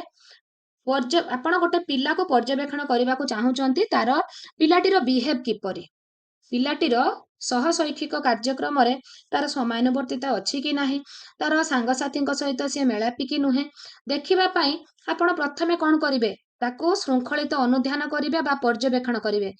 ଦେନ୍ ତାର ତଥ୍ୟଟିକୁ ସଂଗ୍ରହ କରିବେ। ତଥ୍ୟକୁ ପାଇବା ପରେ ତଥ୍ୟର ବିଶ୍ଳେଷଣ କରିବେ। ଦେନ୍ ଆପଣ ସିଦ୍ଧାନ୍ତ ନିରୂପଣ କରିବେ। ଆପଣ ଯେତେବେଳେ ପିଲାଟିକୁ ପର୍ଯ୍ୟବେକ୍ଷଣ କଲେ, ପ୍ରଥମ ଷ୍ଟେପ୍ ସେଟା। ଆପଣ ଦେଖିକି ଆସିଲେ, ଧରନ୍ତୁ ପିଲାଟି ଖାଇବା ପୂର୍ବରୁ ହାତ ଧୁଏ କି ନାହିଁ ଆପଣ ପର୍ଯ୍ୟବେକ୍ଷଣ କରିବାର ଅଛି। ତ ଏବେ ତ ଆମର ସବୁ ପ୍ରୋଗ୍ରେସ୍ ରିପୋର୍ଟ ସେଇ ଟାଇପ୍ରେ ଅଛି ନା, ତ ପର୍ଯ୍ୟବେକ୍ଷଣ କଲା ପରେ ଆପଣ ଦେଖିଲେ ସେ ବେଳେ ବେଳେ ହାତ ଧୋଉଛି, ବେଳେ ବେଳେ ହାତ ଧୋଉନି, ବେଳେ ବେଳେ ହାତ ଧୋଉଛି, ବେଳେ ବେଳେ ହାତ ଧୋଉନି। ତ ସେଇ ତଥ୍ୟଟା ଆପଣ ସଂଗ୍ରହ କଲେ, ତାପରେ ତଥ୍ୟକୁ ବିଶ୍ଳେଷଣ କଲେ, ତାପରେ ତାର ସିଦ୍ଧାନ୍ତଟିକୁ ନିରୂପଣ କଲେ।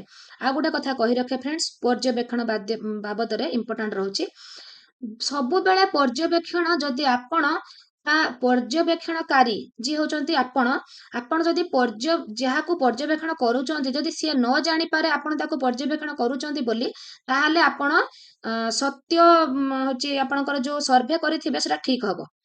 କିନ୍ତୁ ଯଦି ସିଏ ଜାଣିପାରୁଛି ଆପଣ ତାକୁ ପର୍ଯ୍ୟବେକ୍ଷଣ କରୁଛନ୍ତି ବୋଲି, ତାହେଲେ ଆପଣ ଠିକ ତଥ୍ୟ ପାଇବେନି। ଯଦି ସେ ଜାଣିବ ସାର୍ ମତେ ଲକ୍ଷ୍ୟ କରୁଛନ୍ତି, ମତେ ସେ ଅବଜର୍ଭ କରୁଛନ୍ତି, ତ ସେ ତାର ଖରାପ ବିହେଭ ଟାକୁ ଲୁଚେଇ ଦବ, ଆପଣଙ୍କ ଆଗରେ ସବୁବେଳେ ଭଲ ବିହେଭ କରିବ। କିନ୍ତୁ ଯଦି ସେ ଜାଣି ନପାରେ ଆପଣ ତାକୁ ପର୍ଯ୍ୟବେକ୍ଷଣ କରୁଛନ୍ତି ବୋଲି, ତାହେଲେ ତାର ପ୍ରକୃତ ତଥ୍ୟ ଆପଣ ପାଇପାରିବେ।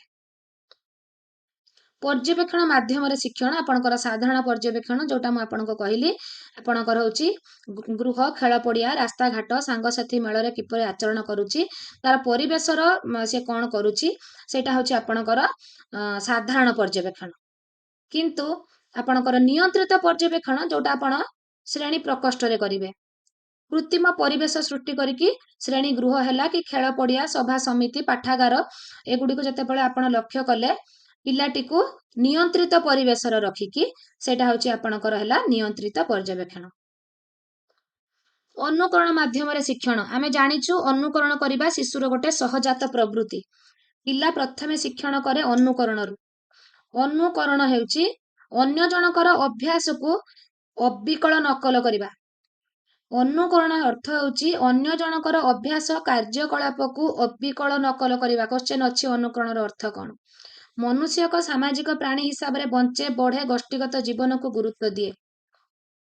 ଅବିକଳ ଯଦି ସିଏ ଆପଣଙ୍କର କାର୍ଯ୍ୟକଳାପକୁ କରିଦେଲା, ସେଟା ହଉଛି ଅନୁକରଣ। ଅନୁକରଣ 5 ପ୍ରକାରର। କୋଉମାନେ କହିଛନ୍ତି ଲେଖି ନିଅନ୍ତୁ, ଡ୍ରେଭର ଓ MC ଡାଇଗଲ। ଏମାନେ କହିଛନ୍ତି ଅନୁକରଣ ହେଉଛି 5 ପ୍ରକାର। ଜ୍ଞାତ ଅନୁକରଣ, ଅଜ୍ଞାତ ଅନୁକରଣ, ସହାନୁଭୂତି ସୂଚକ ଅନୁକରଣ, କ୍ରିୟାତ୍ମକ ଅନୁକରଣ, ଏଣ୍ଡ ଆପଣଙ୍କର ଲାଷ୍ଟରେ ହେଉଛି ଅର୍ଥହୀନ ଅନୁକରଣ। ଜ୍ଞାତ ଅନୁକରଣ କଣ? ଆପଣ ଗୋଟେ ଫିଲ୍ମ ଦେଖିବାକୁ ଗଲେ ସେ ଫିଲ୍ମର ହିରୋଇନ ଯେମିତି ଡ୍ରେସ ପିନ୍ଧିଛି, ହିରୋ ଯେମିତି ଚୁଟି କାଟିଛି, ଆପଣ କାଲି ଆସିକି ସେମିତି କାମ କରିବେ। ଦୋକାନରେ, ଚାରିଆଡେ, ମାର୍କେଟରେ, ଅନଲାଇନରେ ଖୋଜିଦେବେ ମତେ ସେମିତି ଡ୍ରେସ ଦରକାର। ତାଙ୍କର ପିନ୍ଧିବା ଶୈଳୀ, ପୋଷାକ ପିନ୍ଧିବା ଶୈଳୀ ସେମିତି ଖୋଜି ଆଣିକି ପିନ୍ଧିଲେ ତ ଆପଣ ଜାଣିକି ଅନୁକରଣ କଲେ। ଜଣେ ଆପଣଙ୍କ ଶିକ୍ଷକ ଯେମିତି ଭାଷଣ ଦଉଛନ୍ତି ଆପଣ ସେମିତି ଦବା, ଅନୁକରଣ କଲେ। ଅଭିନୟ କରିବା, ଯେମିତି ଅଭିନୟ ଦେଖିଲେ ଆପଣ ସେମିତି କରିବା। ଏଟା ହଉଛି ବହୁତ ଜଣ ଦେଖିବେ ମିମିକ୍ରି କରନ୍ତି, ତ ସେଟା ହଉଛି ଜ୍ଞାତ ଅନୁକରଣ, ଜାଣିକି କରନ୍ତି। ଅଜ୍ଞାତ ଅନୁକରଣରେ କଣ ହୁଏ ଫ୍ରେଣ୍ଡସ୍? ଆମେ ଅନ୍ୟ ଜଣକୁ ନିଜ ଅଜାଣତରେ ବେଳେ ବେଳେ ମାନେ ଜାଣିକି ଯେ ମୁଁ ତାକୁ ଅନୁକରଣ କରୁଛି କି ତା ଭାଷା ଶିଖୁଛି, ଜାଣିକି ନୁହେଁ। ଧରନ୍ତୁ ଆପଣ ଗୋଟେ ପରିବେଶର ଯାଇକି ରହିଲେ, ଆପଣ ଆଜି ଏଇଠି ଅଛନ୍ତି, ଆପଣ ଧରନ୍ତୁ ଆପଣ ଗଲେ ସାଉଥ ଇଣ୍ଡିଆ ଗଲେ। ସାଉଥ ଇଣ୍ଡିଆ ଯାଇକି ସେଠି ଆପଣ କିଛି ଦିନ ରହିବା ପରେ ଆପଣଙ୍କର ଯୋଉ ଭାଷାଟା, ଆପଣଙ୍କର ଏଠି ଯୋଉ ଭାଷା ଥିବ ସେଠି ଆପଣ ଜାଣିକି ଶିଖନ୍ତୁ କି ନ ଶିଖନ୍ତୁ, ଆପଣଙ୍କର ପଡୋଶୀ ଏସିଆ ସାଙ୍ଗର ବାରମ୍ବାର କଥା ବା ଟଚରେ ଆସିବା ପରେ ଆସ୍ତେ ଆସ୍ତେ ଅଜାଣତରେ ଆପଣ କିଛି ଭାଷା ଜାଣି ନିଅନ୍ତି। ତ ଏଇଟା ହଉଛି ଆପଣଙ୍କର ଭାଷା ଆଉ ବେଶ ପରିବାଟିରେ ଅନେକ ପରିବର୍ତ୍ତନ। ଏଇଟା ହଉଛି ଅଜ୍ଞାତ ଅନୁକରଣ। ଜାଣିକି ଅନୁକରଣ ଜ୍ଞାତ, ନ ଜାଣିକି ଅଜ୍ଞାତ। ସହାନୁଭୂତି, ଜଣେ ହସିଲେ ଆପଣ ହସିବା, ଜଣେ ହସିଲେ ଆପଣ କାନ୍ଦିବା। ତ ଫ୍ରେଣ୍ଡସ୍, ଜଣେ ହସିଲେ ଅନ୍ୟ ଜଣେ ହସିବା, ଜଣେ କାନ୍ଦିଲେ ଅନ୍ୟ ଜଣେ କାନ୍ଦିବା। ଅନ୍ୟ ଜଣେ ରାଗିଲେ ମଧ୍ୟ ଆମେ ରାଗି ଯାଉ, ଅନ୍ୟ ଜଣେ ନୀରବ ରହିଲେ ଆମେ ନୀରବ ରହୁ। ତ ଏଇ ଯୋଉ ସହାନୁଭୂତି ସୂଚକ ଅନୁକରଣ, ମାନେ ଅନ୍ୟକୁ ସହାନୁଭୂତି ଦେଖେଇବାକୁ ଯାଇ ଯୋଉ ଅନୁକରଣ ଆପଣ କରନ୍ତି, ସେ ହଉଛି ସହାନୁଭୂତି ସୂଚକ ଅନୁକରଣ। କ୍ରିୟାତ୍ମକ ଅନୁକରଣ, ଗୋଟେ କାର୍ଯ୍ୟ ହଉଥିବ। ବିରାଟ କୋହଲି ଆପଣଙ୍କର ଯେତେବେଳେ ସେଞ୍ଚୁରୀ କରିଦେଲା, ହାତ ବେଟ୍ ଟେକିଦେଲା, ସେତେବେଳେ ଗ୍ୟାଲେରୀରେ ଥିବା ଦର୍ଶକ ମାନେ ମଧ୍ୟ ହାତ ଟେକିକି ଠିଆ ହେଇଗଲେ। ନେତା ଷ୍ଟେଜକୁ ଯାଇକି ହାତ ହଲେଇ ଦେଲେ, ତଳେ ଜନତା ମଧ୍ୟ ହାତ ହଲେଇ ଦେଲେ। ଜଣେ ତାଳି ମାରିଲା, ଅନ୍ୟ ଜଣେ ମଧ୍ୟ ତାଳି ମାରନ୍ତି। ଏଗୁଡିକ ସବୁ ହେଲା କ୍ରିୟାତ୍ମକ ଅନୁକରଣ। ଅର୍ଥହୀନ ଅନୁକରଣ କଣ? ମାର ଶାଢୀ ନେଇକି ଛୋଟ ଝିଅଟେ ପିନ୍ଧିଦବା, ଝିଅ ମାନେ ଶାଢୀ ପିନ୍ଧିକି ବୋହୂ ହବା, ଏସବୁ ହେଲା ଅର୍ଥହୀନ ଅନୁକରଣ। ଯୋଉ ଅନୁକରଣରେ ଆପଣଙ୍କର ଗୁରୁତ୍ୱ ନଥାଏ, ଗୁରୁତ୍ୱ ନ ଜାଣିକି ଯେତେବେଳେ ଅନୁକରଣ କରାଯାଏ, ତାହା ହଉଛି ଅର୍ଥହୀନ ଅନୁକରଣ। ପ୍ରଯତ୍ନ ପ୍ରମାଦ ଶିକ୍ଷଣ ହଉଛି ଟ୍ରାଏଲ ଆଣ୍ଡ ଏରର ମେଥଡ। ଆପଣଙ୍କର ଥର୍ନଡାଇଙ୍କର ତାକୁ ଅଲଗା ଗୋଟେ ତାର ନାଁ ହଉଛି ସଂଯୋଗବାଦ ତତ୍ତ୍ୱ। ଶିକ୍ଷାବିତ୍ ମାନଙ୍କ ଦ୍ୱାରା ଯେତେଗୁଡ଼ିଏ ଶିକ୍ଷଣ ତତ୍ତ୍ୱ ବିଦ୍ୟାଳୟ ସ୍ତରରେ ପ୍ରୟୋଗ କରାଯାଇଛି ସେଗୁଡ଼ିକ ମଧ୍ୟରୁ ଥର୍ନଡାଇକଙ୍କ ପ୍ରଯତ୍ନ ପ୍ରମାଦ ତତ୍ତ୍ୱ ହେଉଛି ଅନ୍ୟତମ। ଏହି ତତ୍ତ୍ୱ ଶ୍ରେଣୀ ଗୃହରେ ପ୍ରୟୋଗ ବିଷୟରେ ଆମେ ଆଲୋଚନା କରିବା। ପ୍ରଯତ୍ନ ପ୍ରମାଦ ଶିକ୍ଷଣର ଅର୍ଥ ହେଉଛି ଆମେରିକାର ବିଖ୍ୟାତ ମନସ୍ତତ୍ତ୍ୱବିତ୍ ଥର୍ନଡାଇକ ପ୍ରଯତ୍ନ ପ୍ରମାଦ ଶିକ୍ଷଣର ପ୍ରବର୍ତ୍ତକ। ମନେ ରଖିବେ, ଆମେରିକାର ତାଙ୍କ ମତରେ ପ୍ରତ୍ୟେକ ଶିକ୍ଷଣ ବାରମ୍ବାର ଚେଷ୍ଟା, ବିଫଳତା, ସଫଳତା ମଧ୍ୟରେ ସଂଗଠିତ ହୁଏ। କେମିତି ହୁଏ ଏବେ ଦେଖିବା। ପିଲାଟି ପ୍ରଥମେ କିଛି ଭୁଲ କରେ, ବାରମ୍ବାର ପ୍ରଚେଷ୍ଟା, ବାରମ୍ବାର ବିଫଳତା, ପ୍ରଚେଷ୍ଟାରୁ ବାରମ୍ବାର ବିଫଳତା ପାଇ ପାଇ ପାଇ ପାଇ ସେ ସଫଳତା ପାଏ। ଏଇଟା ହଉଛି ପ୍ରଯତ୍ନ ପ୍ରମାଦ ଶିକ୍ଷଣ। କେମିତି ଆମେ ଗୋଟେ ଆଲୋଚନା ଟିକେ କରିବା। ଦେଖନ୍ତୁ, ଆପଣଙ୍କୁ ଟାଇପ୍ ଶିଖିବାକୁ ଗୋଟେ ଜଣକୁ କୁହାଗଲା, ବାରମ୍ବାର ଭୁଲ କରିକି ଶିଖିଲା। ସାଇକେଲ ଚଳାଇବାକୁ କୁହାଗଲା, ଗୀତ ଗାଇବାକୁ, ବାଦ୍ୟଯନ୍ତ୍ର ବଜାଇବାକୁ, ଗାଣିତିକ ଜ୍ୟାମିତି ଅଙ୍କର ସମାଧାନ କରିବାକୁ, ସବୁ ପିଲାଟି ବାରମ୍ବାର ବାରମ୍ବାର ଅସଫଳତା ପାଇବା ପରେ ସଫଳତା ପାଏ କି ନାହିଁ? ତ ଏଇଟା ହଉଛି ଥର୍ନଡାଇକଙ୍କର ତତ୍ତ୍ୱ। ଥର୍ନଡାଇକଙ୍କ ମତରେ ପ୍ରତ୍ୟେକ ଶିକ୍ଷଣରେ ଗୋଟେ ଉଦ୍ଦୀପକ ଆଉ ଗୋଟେ ପ୍ରତିକ୍ରିୟା ରହିଥାଏ। ଆପଣଙ୍କର ଗୋଟେ ହଉଛି ଉଦ୍ଦୀପକ ଆଉ ଗୋଟେ ପ୍ରତିକ୍ରିୟା। ଆପଣଙ୍କର ଯେତେବେଳେ ବିରାଡି ଆଗରେ ପ୍ରଯତ୍ନ ପ୍ରମାଦରେ କଣ କରାଗଲା ନା, ଆମର ଥର୍ନଡାଇକ କଣ କଲେ ନା, ଗୋଟିଏ ଜନ୍ତା ଭିତରେ ବିରାଡିକି ଆଣିକି ରଖିଲେ। ଦେଖନ୍ତୁ ତାଙ୍କର ପରୀକ୍ଷା।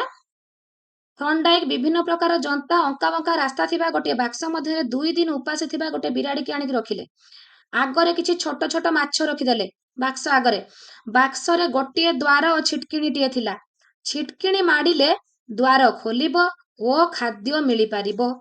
ଛିଟକିଣିଟା ଯଦି ଆପଣ ମାଡ଼ିଦେଲେ ଦ୍ୱାର ଖୋଲିବ, ଖାଦ୍ୟ ମିଳିବ। ମାଛ ଦେଖି ଭୋକିଲା ବିରାଡି ବାରମ୍ବାର ବାହାରକୁ ଆସିବାକୁ ଚେଷ୍ଟା କରେ, କିନ୍ତୁ ବାଟ ପାଏନି। ଚେଷ୍ଟା କରୁ କରୁ ଥରେ ଛିଟକିଣି ମାଡ଼ିକି ଜନ୍ତାର କବାଟ ଖୋଲିଗଲା, ବିରାଡି ବାହାରକୁ ଆସି ଅଳ୍ପ ମାଛ ଖାଇଲା। ପୁଣି ତାକୁ ଭିତରେ ନେଇକି ଦ୍ୱାର ବନ୍ଦ କରିଦିଆଗଲା। ଏମିତି 3-4 ଥର କରିବା ପରେ ପ୍ରଥମେ ବିରାଡି ଯେତେ ଥରର ଆପଣଙ୍କର ଛିଟକିଣି ମାଡୁଥିଲା, ଆସ୍ତେ ଆସ୍ତେ ତାର ଭୁଲଟା କମିଲା। ଆସ୍ତେ ଆସ୍ତେ ସେ ଥରକର ଗୋଡ ସେଠି ଯାଇକି ପଡିଗଲା। କାହିଁକି ନା, ଅଭ୍ୟାସ। ଠିକ ସେମିତି ଆପଣ ଟାଇପ୍ ଶିଖନ୍ତୁ କି ସାଇକେଲ ଚଳା ଶିଖନ୍ତୁ, ଆପଣ ଆଜି 2 ଥର ପଡିଲେ, କାଲି ଥରେ ପଡିଲେ, ପରଦିନକୁ ଟୋଟାଲି ପଡିବେନି, ପୁରା ଚଲା ଶିଖିଯିବେ। ତ ଏଇଟା ଅଭ୍ୟାସ ବଳରେ ହେଇଥାଏ ପ୍ରଯତ୍ନ ପ୍ରମାଦ ତତ୍ତ୍ୱ। ତ ଆପଣଙ୍କର ଯେଉଁ ପରିସ୍ଥିତିରେ ଶିକ୍ଷଣ ଆରମ୍ଭ ହୁଏ ତାକୁ ଉଦ୍ଦୀପକ, ସେହି ପରିସ୍ଥିତି ଅନୁଯାୟୀ ବ୍ୟକ୍ତି ଯେଉଁ ପ୍ରୟାସ କରେ ତାକୁ କୁହନ୍ତି ପ୍ରତିକ୍ରିୟା। ଆପଣଙ୍କର ଥର୍ନଡାଇକ ଯୋଉ ଶିକ୍ଷଣ ପରିସ୍ଥିତିରୁ ଆରମ୍ଭ କଲେ, ଜନ୍ତା ବସେଇଲେ, ମାଛ ବାହାରେ ରଖିଲେ, ସେ ମାଛକୁ ଖାଇବା ପାଇଁ ବିରାଡି ଯୋଉ ଆପଣଙ୍କର ଚେଷ୍ଟା କଲା, ସେଗୁଡିକ ହଉଛି ପ୍ରତିକ୍ରିୟା। ପ୍ରତିକ୍ରିୟା ପ୍ରକାଶ କଲା। ଠିକ ଉଦ୍ଦୀପକ ସହ ଠିକ ପ୍ରତିକ୍ରିୟାର ସଂଯୋଗ ସ୍ଥାପନ ପ୍ରକ୍ରିୟାକୁ ଶିକ୍ଷଣ କୁହାଯାଏ। ଏଣ୍ଡ ଥର୍ନଡାଇକ ତତ୍ତ୍ୱକୁ ସଂଯୋଗବାଦ ବା ସଂଯୋଗ ତତ୍ତ୍ୱ ମଧ୍ୟ କୁହାଯାଏ। ତାର ଆଉ ଗୋଟେ ନା। ଉଦ୍ଦୀପକ ଓ ପ୍ରତିକ୍ରିୟା ମଧ୍ୟରେ ସ୍ଥାପିତ ସଂଯୋଗ ବା ବନ୍ଧ ଉପରେ ଗୁରୁତ୍ୱ କରାଯାଏ। ଆପଣଙ୍କର ଉଦ୍ଦୀପକ ଓ ପ୍ରତିକ୍ରିୟା ମଧ୍ୟରେ ଯୋଉ ସଂଯୋଗ ରହିଲା, ସେଇଟା ହଉଛି ଆପଣଙ୍କର ସଂଯୋଗବାଦ ତତ୍ତ୍ୱ। ଏଠି ଉଦାହରଣ ଗୁଡା ମୁଁ କହିସାରିଲିଣି ଆପଣଙ୍କୁ। ସାଇକେଲ ଚଳାଇବା ଏକ୍ସାମରେ ପଡିବ, ଗୀତ ଗାଇବା, ବାଦ୍ୟଯନ୍ତ୍ର ବଜାଇବା, ଜ୍ୟାମିତିକ ଚିତ୍ର ଅଙ୍କନ କରିବା, ସମାଧାନ କରିବା। ପ୍ରଯତ୍ନ ପ୍ରମାଦ, ଥର୍ନଡାଇକ ପ୍ରଥମେ ବିରାଡି, ଦ୍ୱିତୀୟରେ ମୂଷା ଉପରେ ପରୀକ୍ଷା କରିଥିଲେ। ଦେନ୍ ଦେଖିବା ଫ୍ରେଣ୍ଡସ୍, ଆପଣଙ୍କର ଉଦ୍ଦୀପକ ପ୍ରତିକ୍ରିୟା ମଧ୍ୟରେ ସଂଯୋଗ ସ୍ଥାପନ ଦ୍ୱାରା ଶିକ୍ଷଣ ସଂଗଠିତ ହେଲା। ଲକ୍ଷ୍ୟସ୍ଥଳରେ ପହଞ୍ଚିବା ପାଇଁ ପ୍ରଥମେ ଆପଣଙ୍କର କଣ ହେଲା, ପ୍ରଥମେ ସିଏ ହଉଛି କେତେ ଥର ଭୁଲ କରୁଥିଲେ। ପ୍ରଥମେ ଦେଖନ୍ତୁ, ସେ ଧରନ୍ତୁ 5 ଥରରେ ଯାଇକି କବାଟ ଖୋଲିଲା, ତାପରେ ଆପଣଙ୍କର 3 ଥର। ପ୍ରଥମେ ଏଇ ଯୋଉ R1 ଏଇଠି ଯେମିତି ରିଆକ୍ସନ ଦେଖେଇଥିଲା, ସେ ଜାଣିଛି ଖୋଲି ନଥିଲା, ଏଇ ଚେଷ୍ଟାଟା ସେ ଆଉ କଲାନି, ଏ ଚେଷ୍ଟା ବି କଲାନି ଏ ଜାଗାରେ, କେବଳ ଏଇ 3ଟା ଚେଷ୍ଟା କଲା। ତାପରେ ଏଇ 3ଟା ଚେଷ୍ଟା କରିବା ପରେ ତାପରେ ସେ ହଉଛି ଏଇ ଚେଷ୍ଟା କଲା। ତେଣୁ ଥରେ 5 ଥର, ଥରେ 3 ଥର, ଥରେ 2 ଥର, ଆସ୍ତେ ଆସ୍ତେ ତାର ଚେଷ୍ଟା କରିବା ମାନେ ଶୀଘ୍ର ସଫଳତା ସେ ପାଇଯାଉଥିଲା। ଥର୍ନଡାଇକଙ୍କର 3ଟି ଶିକ୍ଷଣ ନୀତି ଅଛି ଆପଣଙ୍କର: ଅଭ୍ୟାସ ନିୟମ, ପ୍ରସ୍ତୁତି ନିୟମ, ଫଳାଫଳ ନିୟମ।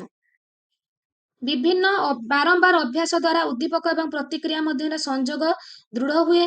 ଉଦ୍ଦୀପକ ଓ ପ୍ରତିକ୍ରିୟା ମଧ୍ୟରେ ଦୀର୍ଘ ସମୟ ଧରି ସଂଯୋଗ ସ୍ଥାପିତ ହୋଇ ନ ପାରିଲେ ସଂଯୋଗଟି ଦୁର୍ବଳ ହୋଇଯାଏ। ମାନେ କଣ, ଯୋଉ ଜାଗାରେ ଗୋଡ ପକେଇଲେ ବିରାଡିଟି ଦେଖୁଛି ଛିଟକିଣି ଖୋଲୁନି, ତ ସେ ଜାଗାରେ ସେ ଆଉ ଗୋଡ ପକେଇବନି, ତାହେଲେ ସେ ଅଭ୍ୟାସ, ତା ପାଇଁ ସେଟା ଦୁର୍ବଳ ହେଇଗଲା। ଯୋଉ ଜାଗାରେ ଯୋଉ ପାଖାପାଖି ପକେଇଲା ବେଳକୁ ଦ୍ୱାରଟା ଖୁଲୁଛି, ବାରମ୍ବାର ସେ ସେଇ ଜାଗାରେ ପକେଇବାକୁ ଚେଷ୍ଟା କରିବ। ଜାଣିକି ହଉ କି ଅଜାଣତରେ ହଉ, ବାରମ୍ବାର ବାରମ୍ବାର ଅସଫଳ ଚେଷ୍ଟା ହେଲା ପରେ ସଫଳତାରେ ସେ ପହଞ୍ଚେ। देन देखिबा फ्रेंड्स अभ्यास नियम आउ प्रस्तुति नियम। अभ्यास देखंतु शिक्षा दृष्टि अभ्यास नियम तात्पर्य अधिक। अभ्यास द्वारा शिक्षार्थी शिक्षण दक्षता हासिल करे।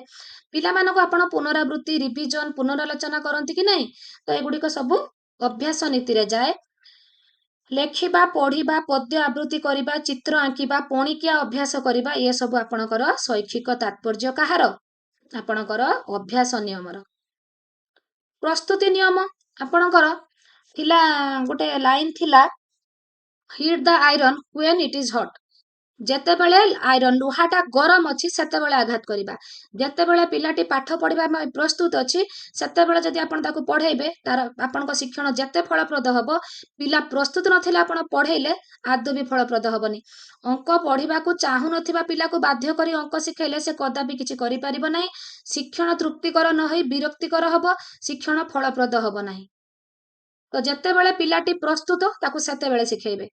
परिणाम परिमाण बा परिणाम बा फलाफल शिक्षण रे परिणाम बा फलाफल नियमर विशेष गुरुत्व रही। एही नियम अनुଯାयी शिक्षण व्यक्ति को आनंद देवा उचित। तापर देखिबा अनुभूति माध्यम रे शिक्षण। शिशुर व्यवहार रे परिवर्तन जो परिवेश द्वारा हुए ताकू शिक्षण परिवेश कहा जाए कि नहीं। तो यही सब परिवेश और अनुभूति को विश्लेषण कले शिक्षण प्रक्रिया को सहजरे बुझी हबो।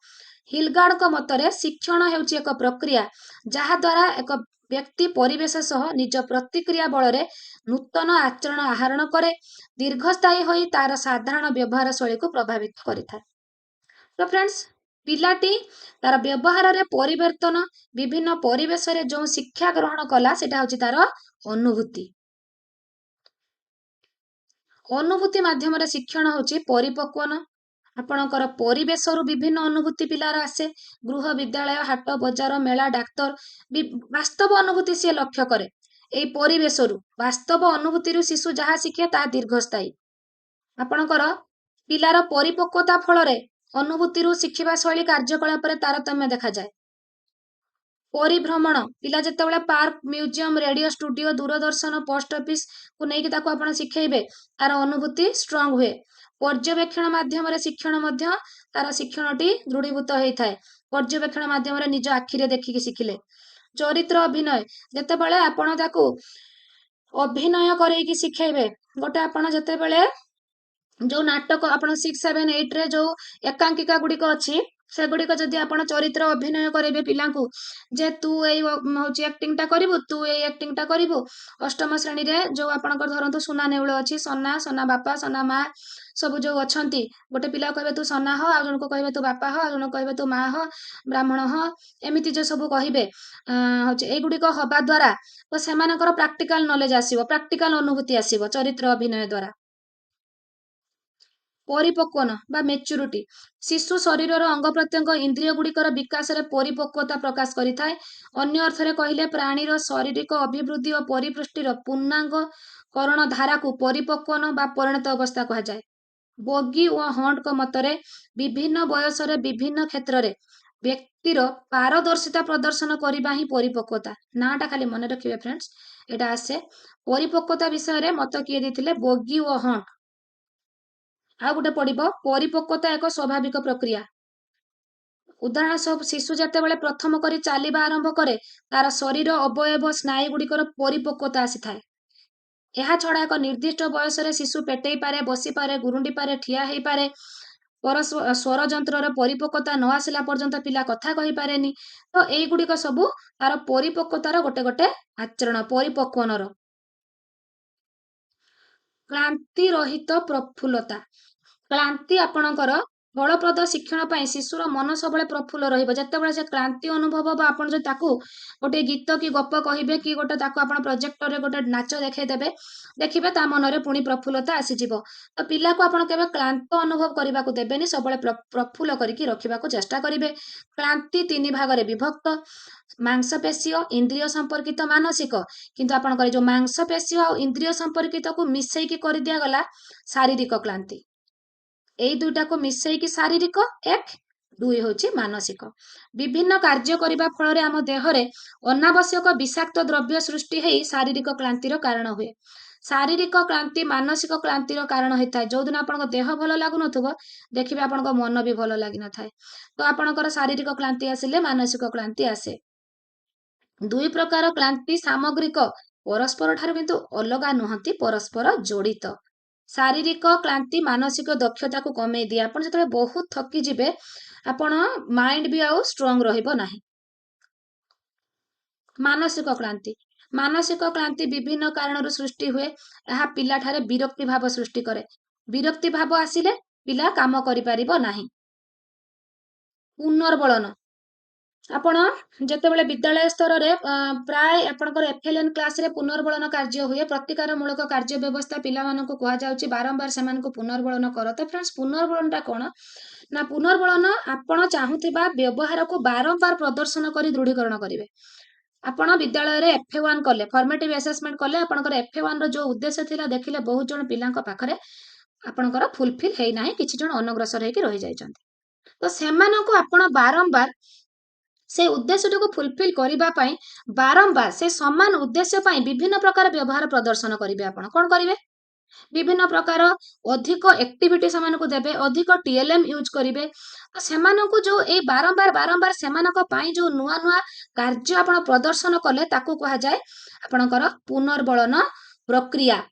ଆପଣ ଯେଉଁ ବ୍ୟବହାର ବାରମ୍ବାର ପ୍ରଦର୍ଶନ କରିକି ଆପଣ ଆକ୍ଟିଭିଟି କି TLM ମାଧ୍ୟମରେ ଯୋଉ ପିଲାଙ୍କ ଦକ୍ଷତାକୁ ଷ୍ଟ୍ରଙ୍ଗ କରିବା ପାଇଁ ଚେଷ୍ଟା କଲେ ସେଟା ହେଲା ପୁନର୍ବଳନ ପ୍ରକ୍ରିୟା।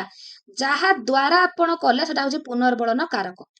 ଯେଉଁ ପ୍ରକ୍ରିୟାରେ କଲେ ପୁନର୍ବଳନ ପ୍ରକ୍ରିୟା, ଧରନ୍ତୁ ଆପଣ ଆକ୍ଟିଭିଟି ବେସ୍ଡ ଆପ୍ରୋଚରେ ଆପଣ ପ୍ରତିକାରମୂଳକ କାର୍ଯ୍ୟ କଲେ ସେଟା ପୁନର୍ବଳନ ପ୍ରକ୍ରିୟା, କିନ୍ତୁ ଯାହା ଦ୍ୱାରା କଲେ ସେଟା ହଉଛି ପୁନର୍ବଳନ କାରକ, যেটা ଆପଣଙ୍କର ରିଇନଫୋର୍ସମେଣ୍ଟ। ଏହା ବିଷୟରେ ମତ ଦେଇଛନ୍ତି, ଲେଖି ନିଅନ୍ତୁ। BF ସ୍କିନର ଅପେରାଣ୍ଟ କଣ୍ଡିସନିଂ ତତ୍ତ୍ୱରେ ପୁନର୍ବଳନକୁ ବିଶେଷ ବ୍ୟାଖ୍ୟା କରିଛନ୍ତି। ପୁନର୍ବଳନ ଦୁଇ ପ୍ରକାର, ସକାରାତ୍ମକ ଏଣ୍ଡ ଆପଣଙ୍କର ନକାରାତ୍ମକ, ଦୁଇ ପ୍ରକାର। ଅଭିପ୍ରେରଣା, ଫ୍ରେଣ୍ଡସ୍, ଅଭିପ୍ରେରଣା, ଆପଣ ଯେତେବେଳେ କ୍ଲାସକୁ ଟିଚିଂ ଦେବାକୁ ଆପଣ DELED ଷ୍ଟୁଡେଣ୍ଟ ହୁଅନ୍ତୁ କି ଆପଣଙ୍କର BEd ଷ୍ଟୁଡେଣ୍ଟ ହୁଅନ୍ତୁ କି ଟିଚର ମାନେ ହୁଅନ୍ତୁ, ପ୍ରଥମେ ଯେତେବେଳେ ଆପଣ ଟିଚିଂ ଦେବାକୁ ଯିବେ ପ୍ରତି କ୍ଲାସର ଫାଷ୍ଟ ଦେଖିବେ ପିଲା କୋଉ ପରିବେଶରୁ ଆସିଛି, ତ ତାଙ୍କ ମନଟା ପାଠକୁ ଅଛି କି ନାହିଁ। ଆପଣ ପ୍ରଥମେ ମୋଟିଭେସନାଲ ୱାର୍କ କରନ୍ତି, ସକ୍ରିୟାତ୍ମକ କାର୍ଯ୍ୟ ବା ଅଭିପ୍ରେରଣାତ୍ମକ କାର୍ଯ୍ୟ ମୋଟିଭେସନାଲ ୱାର୍କ କରନ୍ତି। ତ ଏହା ଦ୍ୱାରା ପିଲାର ଶିଖିବା ପାଇଁ ମନରେ ଦୃଢ଼ତା ଆସିଥାଏ। ତ ଦେଖିବା ସେଟା ହଉଛି ଅଭିପ୍ରେରଣ। ଅଭିପ୍ରେରଣା ହଉଛି ଫ୍ରେଣ୍ଡସ୍ ଅଭିପ୍ରେରଣା ବା ମୋଟିଭେସନାଲ, ମୋଟିଭ ଶବ୍ଦରୁ ଆସିଛି, ଯାହାର ଅର୍ଥ କ୍ରିୟାଶୀଳ ବା ଗତିଶୀଳ, ପିଲାକୁ କ୍ରିୟାଶୀଳ କରାଏ। ଅଭିପ୍ରେରଣା ଦୁଇ ପ୍ରକାର, ଆଭ୍ୟନ୍ତରୀଣ ଅଭିପ୍ରେରଣ, ବାହ୍ୟ ଅଭିପ୍ରେରଣା। ଆଭ୍ୟନ୍ତରୀଣ କ'ଣ ଫ୍ରେଣ୍ଡସ୍? ଆପଣଙ୍କୁ ଭୋକ ଲାଗିବା, ଆପଣ ଭୋକ ଲାଗିଲେ ଖାଦ୍ୟ ଜଳ ଅନ୍ୱେଷଣ କଲେ, ଆପଣଙ୍କର ବଡ଼ ହବା ପାଇଁ ମାନେ ଗୋଟେ ସୁନାମ ଅର୍ଜନ କରିବା ପାଇଁ ଆପଣଙ୍କର ଇଚ୍ଛା ହବା, ଭବିଷ୍ୟତରେ ଜଣେ ବଡ଼ ମଣିଷ ହେବା ପାଇଁ ଲାଳସା ରଖିବା, ଏକ୍ଜାମରେ ଭଲ ମାର୍କ ରଖିବା ପାଇଁ ଇଚ୍ଛା କରିବା, ତ ଏଗୁଡ଼ିକ ସବୁ ଆପଣଙ୍କୁ କେହି କରିବାକୁ କହୁନି, ଆପଣଙ୍କର ଅନ୍ତରରୁ, ଆପଣଙ୍କର ଭିତରୁ ଏଇ କାମ ଗୁଡ଼ିକ କରିବାକୁ ଇଚ୍ଛା ଆସୁଛି। ତ ଏଇଟା ହଉଛି ଆଭ୍ୟନ୍ତରୀଣ ଅଭିପ୍ରେରଣା। ବଟ୍ ଯେତେବେଳେ ପିଲାଟି ପାଠ ଭଲ ପଢୁନାହିଁ କି ଆପଣଙ୍କର କୋ-କରିକୁଲାର ଆକ୍ଟିଭିଟିଜ ଭଲ କରୁନି, ଆପଣ ତାକୁ କହିବେ ମୁଁ ତତେ ଚକୋଲେଟ ଦେବି, ତୁ ଏଇ କାମଟା କରିଦେ, ତତେ ମୁଁ ପୁରସ୍କାର ଦେବି, ଏଇ କାମଟି କରିଦେ। ଆପଣ ବାହାରୁ ତାକୁ ଉତ୍ସାହିତ କଲେ, ବାହାରୁ ତାକୁ ଆପଣ ପ୍ରେରଣା ଦେଲେ, ବାହାରୁ ତାକୁ ଆପଣ ପ୍ରୋତ୍ସାହନ ଦେଲେ, ସେଇଟା ହଉଛି ବାହ୍ୟ ଅଭିପ୍ରେରଣା। ପ୍ରଶଂସା, ପୁରସ୍କାର, ଭଲ ନମ୍ବର, ସମ୍ମାନ, ସ୍ୱୀକୃତି ପାଇବା ପାଇଁ ଯୋଉ ସେ ହଉଛି ଅଭିପ୍ରେରଣା ପାଇଥାଏ, ସେଇଟା ହଉଛି ବାହ୍ୟ ଅଭିପ୍ରେରଣା। ଏଣ୍ଡ ଭୋକ ଲାଗିବା, ଶୋଷ ଲାଗିବା, ଭଲ ମଣିଷ ହବାର ଇଚ୍ଛା, ସୁନାମ ଅର୍ଜନର ଇଚ୍ଛା, ବିଭିନ୍ନ ପ୍ରକାର କର୍ମ ପାଇଁ ଅଭିଳାଷ, ସେଟା ହଉଛି ଆଭ୍ୟନ୍ତରୀଣ ଅଭିପ୍ରେରଣା। ଖାଦ୍ୟ ପାନୀୟ, କିନ୍ତୁ ବାହ୍ୟ ହଉଛି ଆପଣଙ୍କର ଆପଣ ବାହାରୁ ଯାହା ପ୍ରୋତ୍ସାହନ ଦେଲେ, ସେ ପ୍ରଶଂସା ହେଲା କି ପୁରସ୍କାର ହେଲା କି ନିନ୍ଦା ହେଲା କି ଗାଳି ହେଲା, ବାହାରୁ ଯାହା ଦେଲେ। ତ ବିଦ୍ୟାଳୟର ମାନବୀୟ ପରିବେଶ, ଶିକ୍ଷାର୍ଥୀ ଶିକ୍ଷକଙ୍କ ସମ୍ପର୍କ ସବୁବେଳେ ଦୃଢ଼ ରହିଲେ ହିଁ ଆପଣଙ୍କର ଶିକ୍ଷଣଟି ଫଳାଫଳ ହେଇପାରିବ। ଉତ୍ତମ ସମ୍ପର୍କ ରହିଲେ ପିଲାଙ୍କର ପାଠ ପ୍ରତି ଆଗ୍ରହ ବଢ଼େ, ବିଦ୍ୟାଳୟରେ ଶିଖିବାର ତାଙ୍କର ମନୋବୃତ୍ତି ଆସେ। ଶିକ୍ଷାର୍ଥୀଙ୍କ ସମ୍ପର୍କ କ୍ୱେଶ୍ଚନ ଆସେ, ବିଦ୍ୟାଳୟର ମାନବୀୟ ପରିବେଶ, ଶିକ୍ଷାର୍ଥୀ ଶିକ୍ଷକ ସମ୍ପର୍କ ଗୋଟେ ପଏଣ୍ଟ ଥିବ, ଶିକ୍ଷାର୍ଥୀ ସମ୍ପର୍କ ଆପଣଙ୍କର ଏବେ 2020 ଯୋଉ ଆପଣଙ୍କର ନ୍ୟୁ ଏଜୁକେସନ ପଲିସି ତ କହୁଛି ପିର୍ ଲର୍ଣ୍ଣିଂ, ସହପାଠୀ ଶିକ୍ଷଣ ଉପରେ ଗୁରୁତ୍ୱ। ତ ଶିକ୍ଷାର୍ଥୀଙ୍କ ମଧ୍ୟରେ ଭଲ ସମ୍ପର୍କ ରହିଲେ ତ ସହପାଠୀ ଶିକ୍ଷଣ ଆପଣ ଦେଇପାରିବେ। ତ ଆପଣଙ୍କର ଶିକ୍ଷକ ପିତାମାତା ଅଭିଭାବକ ସମ୍ପର୍କ ଏଟା ତ ନିଶ୍ଚୟ ଦରକାର। ଶିକ୍ଷକ ଆଉ ପ୍ୟାରେଣ୍ଟସ୍ ମିଶିଲେ ହିଁ ପିଲାର ଟିଚିଂ ଭଲ ଭାବେ ଶିକ୍ଷା ଗ୍ରହଣ ବା ଶିକ୍ଷା ଦାନ ଆପଣଙ୍କର ଭଲ ହେଇପାରିବ। ବିଦ୍ୟାଳୟ ଓ ଗୋଷ୍ଠୀ ସମ୍ପର୍କ, ବିଦ୍ୟାଳୟ ଗୋଷ୍ଠୀର ଏକ ସମ୍ବଳ। ଏହା ବିକାଶ କେବଳ ଗୋଷ୍ଠୀର ସଦସ୍ୟ ମାନଙ୍କ ଦ୍ୱାରା ସମ୍ପୃକ୍ତି ଦ୍ୱାରା ସମ୍ଭବ। ବିଦ୍ୟାଳୟରେ ଆପଣ ବିଭିନ୍ନ ପ୍ରକାର ତାର ଭୌତିକ ପରିବେଶର ବିକାଶ ହେଲା କି ଯେଉଁ ବିକାଶ ସବୁ କରିବାକୁ ଆପଣ ଚାହୁଁଛନ୍ତି, ଗୋଷ୍ଠୀ ସାଙ୍ଗର ସମ୍ପର୍କ ରଖିବା ନିଶ୍ଚୟ ଆବଶ୍ୟକ। ଶିକ୍ଷକଙ୍କ ବ୍ୟବହାର ଦୁଇ ପ୍ରକାର, କାଲି କହିଥିଲି ମୁଁ ଆପଣଙ୍କର ପ୍ରତ୍ୟକ୍ଷ ବ୍ୟବହାର ଏଣ୍ଡ ପରୋକ୍ଷ ବ୍ୟବହାର। ଶିକ୍ଷକଙ୍କ ବ୍ୟବହାର ପିଲାମାନଙ୍କୁ ଉପଯୁକ୍ତ ମାର୍ଗଦର୍ଶନ ଓ ନିର୍ଦ୍ଦେଶନା ଦେଇଥାଏ। ଶିକ୍ଷକଙ୍କ ବ୍ୟବହାର ସାମାଜିକ। ଶିକ୍ଷକଙ୍କ ବ୍ୟବହାର ପରିସ୍ଥିତି ଉପରେ ନିର୍ଭର କରେ। ଶିକ୍ଷକଙ୍କ ବ୍ୟବହାର ଶିକ୍ଷକ ଶିକ୍ଷାର୍ଥୀ ମଧ୍ୟରେ ବେଶୀ ପର୍ଯ୍ୟବେସିତ। ଦେଖିବା ଶିକ୍ଷକଙ୍କର ଦୁଇ ପ୍ରକାର ବ୍ୟବହାର, ପରୋକ୍ଷ ଏଣ୍ଡ ପ୍ରତ୍ୟକ୍ଷ। ପରୋକ୍ଷ ବ୍ୟବହାରରେ ପିଲାଙ୍କ ଭାବନାକୁ ଗ୍ରହଣ କରିବା। ଏହି ବ୍ୟବହାର ଦ୍ୱାରା ଶିକ୍ଷକ ପିଲାଙ୍କ ଭାବନାକୁ ଗ୍ରହଣ କରି ବୁଝିବାକୁ ଚେଷ୍ଟା କରନ୍ତି। ତାତ୍ପର୍ଯ୍ୟ ବୋଲି ବୁଝିଲେ ପିଲାଙ୍କୁ ଦଣ୍ଡ ଦିଅନ୍ତି ନାହିଁ। ତେଣୁ ତାଙ୍କର ଯୋଉ ରହିଲା ପ୍ରତ୍ୟକ୍ଷ ବ୍ୟବହାରରେ ପିଲାଙ୍କ ଭାବନାକୁ ଗ୍ରହଣ କରିବା, ପ୍ରଶଂସା ବା ଉତ୍ସାହ। ଶିକ୍ଷକ ପିଲାଙ୍କ ଭଲ କାର୍ଯ୍ୟକୁ ଭଲ, ଅତି ଭଲ କହିବା ପରିବର୍ତ୍ତେ କାର୍ଯ୍ୟ କରିଚାଲ, ଆଗକୁ ବଢ। ତ ଏଟା ହଉଛି ପ୍ରଶଂସା ବା ଭଲ। ଧାରଣା ଗ୍ରହଣ ଓ ବ୍ୟବହାର। ଖାଲି ପଏଣ୍ଟ ମନେ ରଖନ୍ତୁ ଫ୍ରେଣ୍ଡସ୍। ଶିକ୍ଷକଙ୍କର ପରୋକ୍ଷ ବ୍ୟବହାର, ପ୍ରତ୍ୟକ୍ଷ ବ୍ୟବହାର। ତ ତାଙ୍କର ଯୋଉ ପରୋକ୍ଷ ବ୍ୟବହାରକୁ 4 ଭାଗରେ ଭାଗ କରାହେଇଛି, ପିଲାଙ୍କ ଭାବନାକୁ ଗ୍ରହଣ କରିବା, ପ୍ରଶଂସା ଉତ୍ସାହ, ଧାରଣା ଗ୍ରହଣ, ବ୍ୟବହାର। କ୍ୱେଶ୍ଚନ ପଡିବ ପିଲାଙ୍କ ପରୋକ୍ଷ ବ୍ୟବହାର 4 ଭାଗରେ କଣ କଣ ମନେ ରଖିବେ, ଧାରଣା ଗ୍ରହଣ ଓ ବ୍ୟବହାର, ପ୍ରଶ୍ନ ପଚାରିବା। 4 ପ୍ରକାର ହେଇଗଲା। ପ୍ରତ୍ୟକ୍ଷ ବ୍ୟବହାର ତାଙ୍କର ଠିକ ସେମିତି, ଅଧ୍ୟାପନା ଦ୍ୱାରା, ନିର୍ଦ୍ଦେଶନା ଦେବା ଦ୍ୱାରା, ସମାଲୋଚନା କରିବା ଦ୍ୱାରା, ଏଣ୍ଡ ଆଉ ଗୋଟେ ରହୁଛି ଅଣବାଚନିକ। ଶିକ୍ଷକ କହିବେନି, ଖାଲି ଠାରରେ। ଯେତେବେଳେ ପିଲାଟି ଭଲ ଭାବେ ଏନ୍ସର ଦଉଛି, ଆପଣ ଖାଲି ତାକୁ ଟିକେ ମୁଣ୍ଡଟା ଟିକେ ଉପରକୁ ଟିକେ ଏମିତି ହଲେଇ ଦେବେ, ଦେଖିବେ ମାନେ ତାକୁ କହିବାକୁ ଆହୁରି ଅଧିକ ଆଗ୍ରହ ଆସିବ। ସେ ଜାଣିପାରିବ ଯେ ସାର୍ଙ୍କ ମନକୁ ମୁଁ କିଣି ପାରୁଛି, ସାର୍ ମୋର ଉତ୍ତର କହିବାରେ ଖୁସି ଅଛନ୍ତି। ତ ଶିକ୍ଷକ ସେଠି ଠାର କରନ୍ତି, ସଂକେତ କରନ୍ତି। ଶାରୀରିକ ପରିଭାଷାରେ ମଧ୍ୟ ବହୁତ ପିଲାଙ୍କୁ ସେ ଉତ୍ସାହିତ କରନ୍ତି। ତ ଏହା ଶିକ୍ଷକଙ୍କର ଅଣବାଚନିକ ବ୍ୟବହାର। ଅଣବାଚନିକ ବ୍ୟବହାରଟା ଶିକ୍ଷକଙ୍କର ପ୍ରତ୍ୟକ୍ଷ ବ୍ୟବହାର ଅନ୍ତର୍ଭୁକ୍ତ। ପ୍ରତ୍ୟକ୍ଷ ବ୍ୟବହାରର ଯୋଉ 4ଟା ରହିଛି, ସେଟା ହଉଛି ଅଣବାଚନିକ ଗୋଟେ ମଧ୍ୟ ପ୍ରତ୍ୟକ୍ଷ ବ୍ୟବହାରର ଅନ୍ତର୍ଭୁକ୍ତ। ଅଣବାଚନିକ ଭାବ ବିନିମୟରେ କଣ ହୁଏ, ଆପଣଙ୍କର ବ୍ୟକ୍ତିତ୍ୱ ବିଶାରଦ ମାନଙ୍କ ଅନୁଯାୟୀ, ଏଟା ଗୋଟେ ପଏଣ୍ଟ ଲେଖି ନିଅନ୍ତୁ ଇମ୍ପୋର୍ଟାଣ୍ଟ, ବ୍ୟକ୍ତିର ମୁଖମଣ୍ଡଳ 25,000 ପରିଭାଷା ବହନ କରେ। ଖାଲି ଭ୍ରୁଲତାକୁ ତଳ ଉପର କରିବା, ଆଖି ଉଠେଇବା, ବିଭିନ୍ନ ପ୍ରକାର ହସ ହସିବା, ଏମିତି କେବଳ ମୁଖମଣ୍ଡଳରୁ 25,000 ପରିଭାଷା ବହନ କରିବେ। ଜଣକ ମୁଖମଣ୍ଡଳରେ 25,000 ଭାଷା ଥାଏ। ସୃଜନଶୀଳତା, କ୍ରିଏଟିଭିଟି। କ୍ରିଏଟିଭିଟି ଫ୍ରେଣ୍ଡସ୍, ସୃଜନଶୀଳ ଚିନ୍ତନ ବ୍ୟକ୍ତିର ବ୍ୟକ୍ତିତ୍ୱ ଉପରେ ପ୍ରଭାବ ପକାଏ।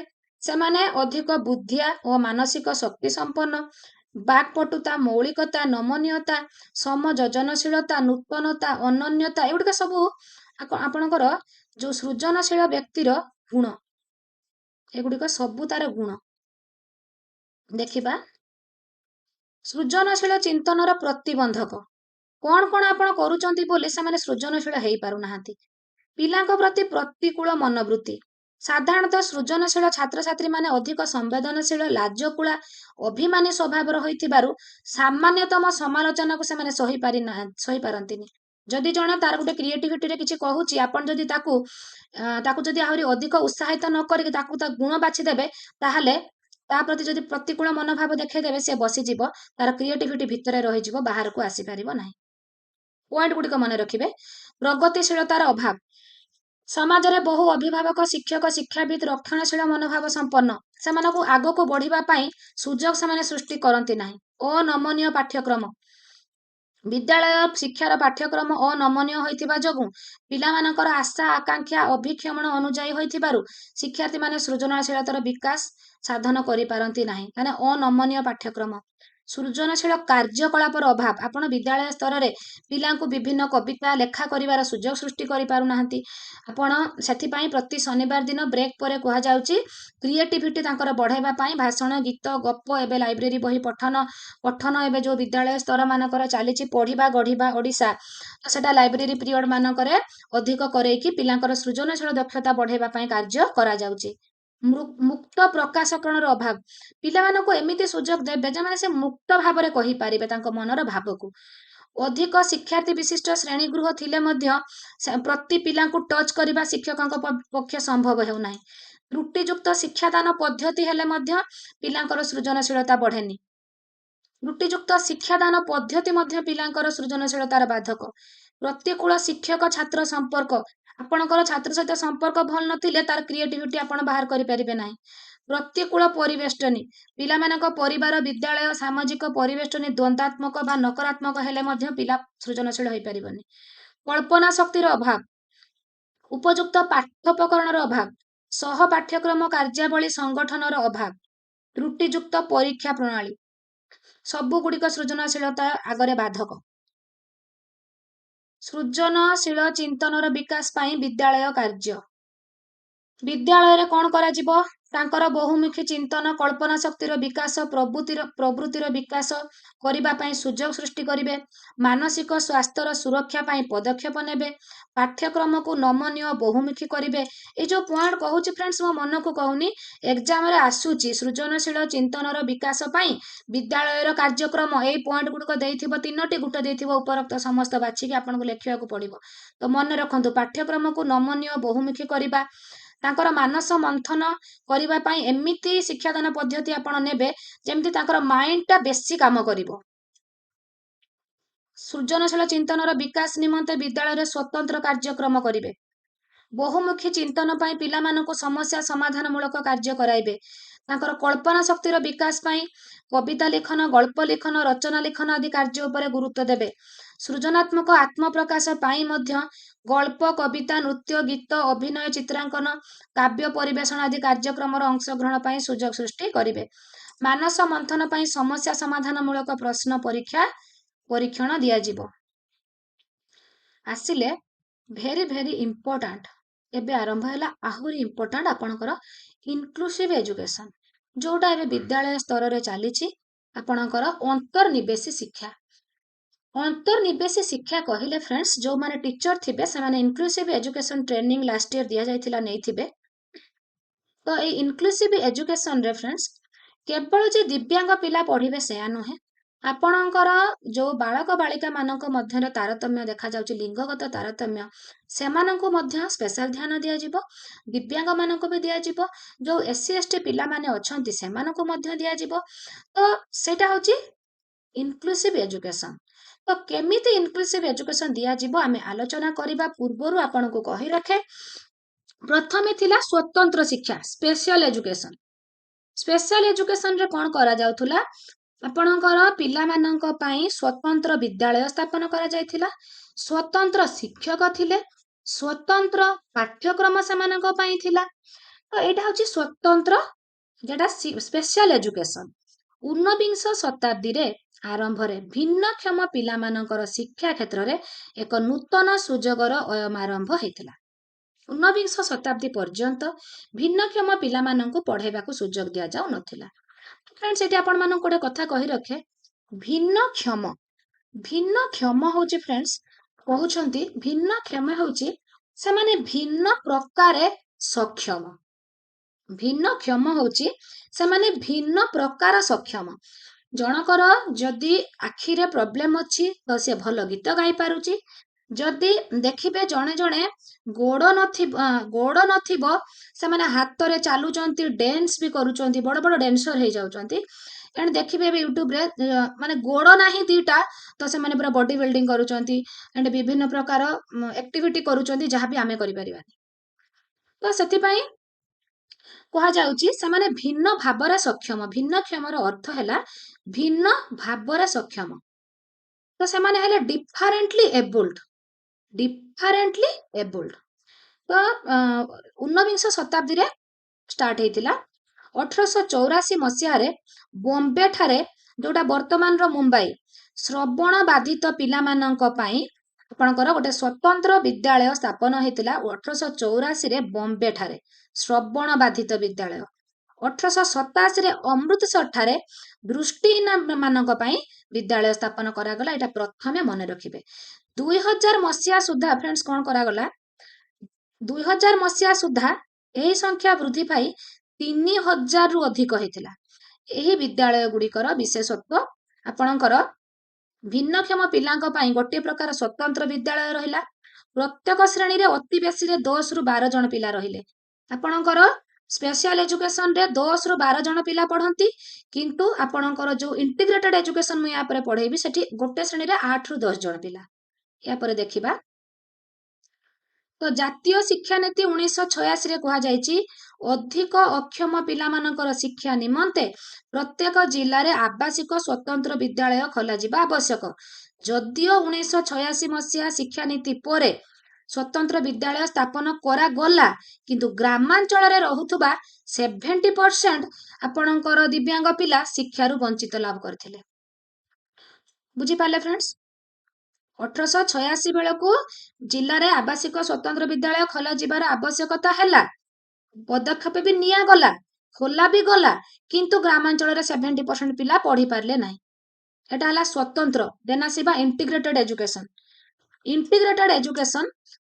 आम देशर 1950-60 मसीहा मध्य कार्य आरंभ होता एथिरे फ्रेंड्स कौन होतुला ना स्वतंत्र विद्यालय रे केवल से पिला माने पढ़ुले स्वतंत्र विद्यालय स्वतंत्र शिक्षक पाखरे सम्मानित शिक्षा रे स्वतंत्र विद्यालय रे पिला पढ़िबनी जो पिला दिव्यांग हैला कि आपणकर होची धरंतु दिव्यांग पिला गोटे आपण ता नियरेस्ट जो घर पाखरे जो स्कूल अछि से माने आसिकी तांकर एचएम सहित कथाबार्ता करिवे जे आमर पिलाटी रे एमिति सुनिबार प्रॉब्लम कि कहिबार प्रॉब्लम कि ठिया हबार बसिबार प्रॉब्लम कहला परे शिक्षक तांको पई स्पेशल आपणकर व्यवस्था करिवे संगे संगे एडमिशन नेबेनी से कहिबे मु ता पई व्यवस्था कला परे जणैबी व्यवस्था कले जणैबी तो सेही टाइप रे इंटीग्रेटेड एजुकेशन ता आपणकर आरंभ हेतिला भिन्नक्षम पिला को साधारण विद्यालय रे नाम लेखाई सेठारे शिक्षादान व्यवस्था करिबाटा होची सम्मानित शिक्षार मुख्य लक्ष्य सीमाबद्धता बा बाधा को कमाइबा आपणकर सम्मानित शिक्षार आ गोटे कथा कहूचे देखंतु जातीय शिक्षा नीति 1986 सुपारिश करिछि जे अल्प मध्यम अक्षमता विशिष्ट पिलांकु साधारण विद्यालय रे सम्मानित शिक्षा व्यवस्था करा जिवो स्वतंत्र कर दिया होतला सम्मानित रे आनिकी स्पेशल सेमानक पई व्यवस्था करिकी से साधारण विद्यालय रे पढ़ा जिवो 1974 दशक रे भारत सरकार भिन्नक्षम शिक्षार्थी पई सम्मानित शिक्षा योजना आईईडीसी आपणकर integrated education for the disabled children IEDC रो full form integrated education for the disabled children कार्यकारी करथिले एही योजना रे 8 रु 10 जन पिला भिन्नक्षम शिक्षार्थी पई जणे संबळ शिक्षक थिले संबळ कक्षर व्यवस्था करा होतुला सम्मानित शिक्षा रे 8 रु 10 जन शिक्षार्थी पई जणे संबळ शिक्षक रहिबे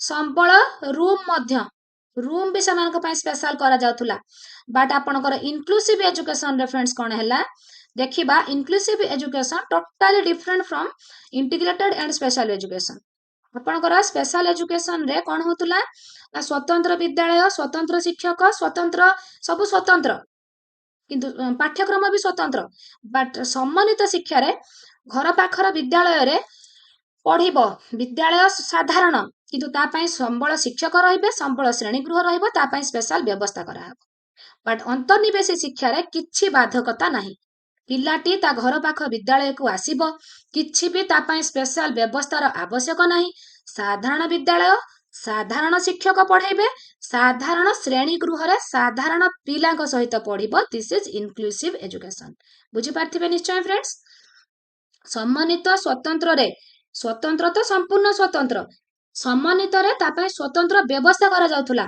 बट अंतर्निवेशी रे आपणकर जो दिव्यांग पिला हला आपणक विद्यालय को आसीबो आपण ही ताको पढ़ेइबे आपणकर साधारण पिलांक सहित साधारण श्रेणी गृह रे पढ़ेइबे तापर आपण कौन व्यवस्था करेंगे जहाँ टी श्रवण प्रोब्लेम थी आनिकी आगरे बसैबे देखिबार टी प्रोब्लेम थिले आग बेंच रे बसैबे बड़ बड़ अक्षर करके कलापटारे लिखिबे तो एटा आपण एक्स्ट्रा करेंगे तापाई किंतु तापाई स्पेशल किसी व्यवस्था करा जीवो नाही जो थरे कि अर्थ खर्च होउथबो आपनकर स्वतंत्र रे समन्वित रे तापाई स्पेशल खर्च करा जाउथला बट अंतर्निवेश शिक्षा रे सेही विद्यालय परिवेश रे साधारण पिलांक भଳି से पढ़िबो अंतर्निवेशी शिक्षा कहिले पिलामानक ठारे भिन्नता और विविधता थिबा सत्ते गोटिए श्रेणी कठरी रे सेमानकर समवयस्क पिलांक सह मिसी शिखिबार सुजोग पाइबे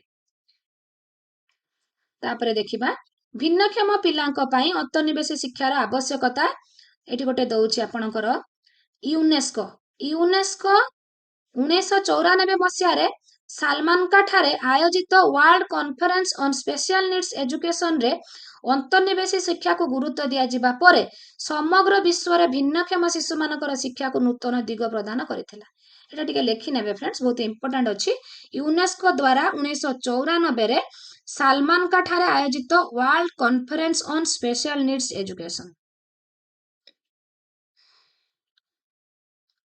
एटा होची अंतर्निवेशी शिक्षार 2005 नेशनल आपणकर करिकुलम जो फ्रेमवर्क से कहितला अंतर्निवेशी शिक्षा होची समस्त ताको आपणैबे भिन्न क्षमता को स्वीकार करिबा अक्षमता एक सामाजिक दायित्व पॉइंट पड़े पाठ्यक्रम जातीय पाठ्यक्रम 2005 अनुसार अंतर्निवेशी शिक्षार मत गुड़िक आपणकर अक्षमता समाज द्वारा सृष्ट एहाकू भांगी देबा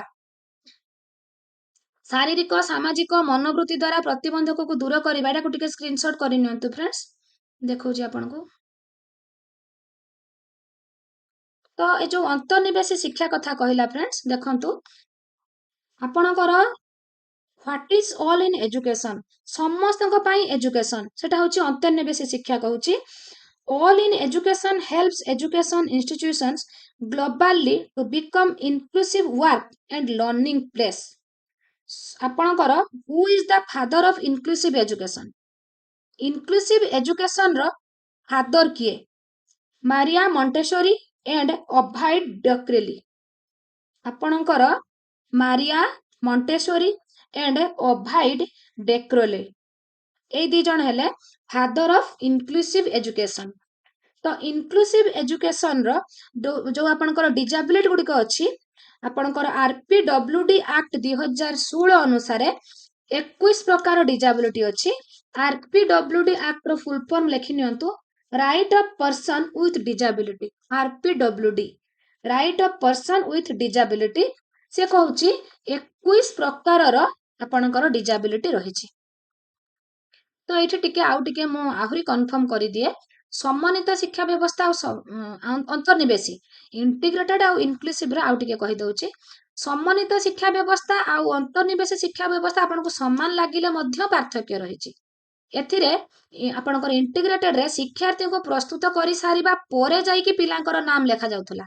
किंतु अंतर्निवेशी शिक्षा रे व्यवस्थागत परिवर्तन उपरे गुरुत्व दिया जाय आपणकर पढ़ेवा समय कौन आपण व्यवस्थार परिवर्तन करिवे सम्मानित शिक्षा रे संबल शिक्षक पढ़ेबे किंतु अंतर्निवेशी शिक्षा रे साधारण शिक्षक पढ़ेबे देखंतु स्वतंत्र सम्मानित अंतर्निवेशी एथिरे स्वतंत्र विद्यालय रे पढ़ा होतुला एथिरे निर्वाचित विद्यालय रे पढ़ा जाए एथिरे ता घर निकटर साधारण विद्यालय रे पढ़ा जाए एठी शिक्षार्थी को पीछा बहुत खर्च हुए काना विद्यालय शिक्षक सब सेपरेट एठी टिके कम खर्च हुए एठी खर्च दृष्टि खूब लाभप्रद जोटी साधारण पिला पढ़ुची साधारण श्रेणी गृह साधारण शिक्षक सेठी अधिक खर्च हबार नहीं समानक पई स्पेशल तो देखिबा तापरे ए जो बाधकता कहिला डिजेबिलिटी आपणकर 1995 आपणकर 1995 रे कोन थिला फ्रेंड्स आपणकर थिला 1 2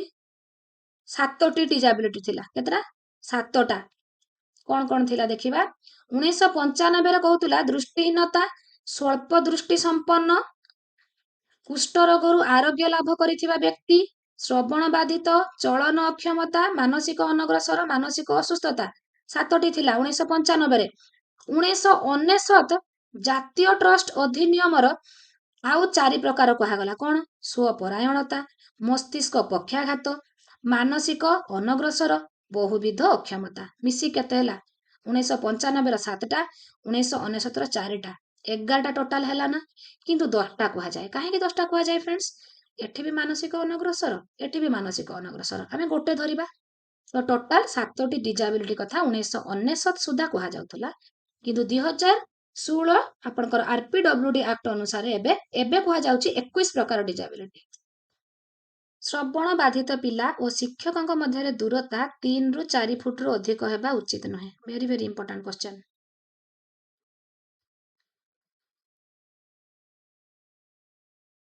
ସାଧାରଣ ଭାବେ ମାନସିକ ଅନଗ୍ରସର ପିଲାମାନଙ୍କୁ ପୂର୍ବରୁ ମାନକୀକୃତ ପରୀକ୍ଷଣ ଦ୍ୱାରା ବୁଦ୍ଧ୍ୟାଙ୍କ ସ୍ଥିର କରାଯାଉଥିଲା। ଯେଉଁ ପିଲାମାନଙ୍କର ବୁଦ୍ଧ୍ୟାଙ୍କ 75ରୁ କମ୍ ସେମାନଙ୍କୁ ମାନସିକ ଅନଗ୍ରସର ଭାବେ ବିବେଚନା କରାଯାଏ। ତ ଫ୍ରେଣ୍ଡସ୍ ଏଠି ଆମେ କମ୍ପ୍ଲିଟ୍ ୟୁନିଟ୍ 2 ଡିସ୍କସନ୍ କରିଦେଲେ। ଯଦି ଆପଣମାନଙ୍କୁ ମୋର ଭିଡ଼ିଓ ଗୁଡ଼ିକ ଭଲ ଲାଗୁଥାଏ ଲାଇକ୍ କମେଣ୍ଟ କରିବାକୁ ଆଦୌ ଭୁଲିବେ ନାହିଁ। ମନରେ ଯଦି ଡାଉଟ୍ ଆସୁଛି କମେଣ୍ଟ କରିବେ। ଚ୍ୟାନେଲରେ ନୂଆ ଥିଲେ ଯଦି ସବସ୍କ୍ରାଇବ୍ କରିବେ। OTET ଆଣ୍ଡ ଜୁନିୟର ଟିଚର ନିଶ୍ଚୟ କ୍ୱାଲିଫାଏ ହେବେ। ଆଜି ପାଇଁ ଏତିକି। Take care.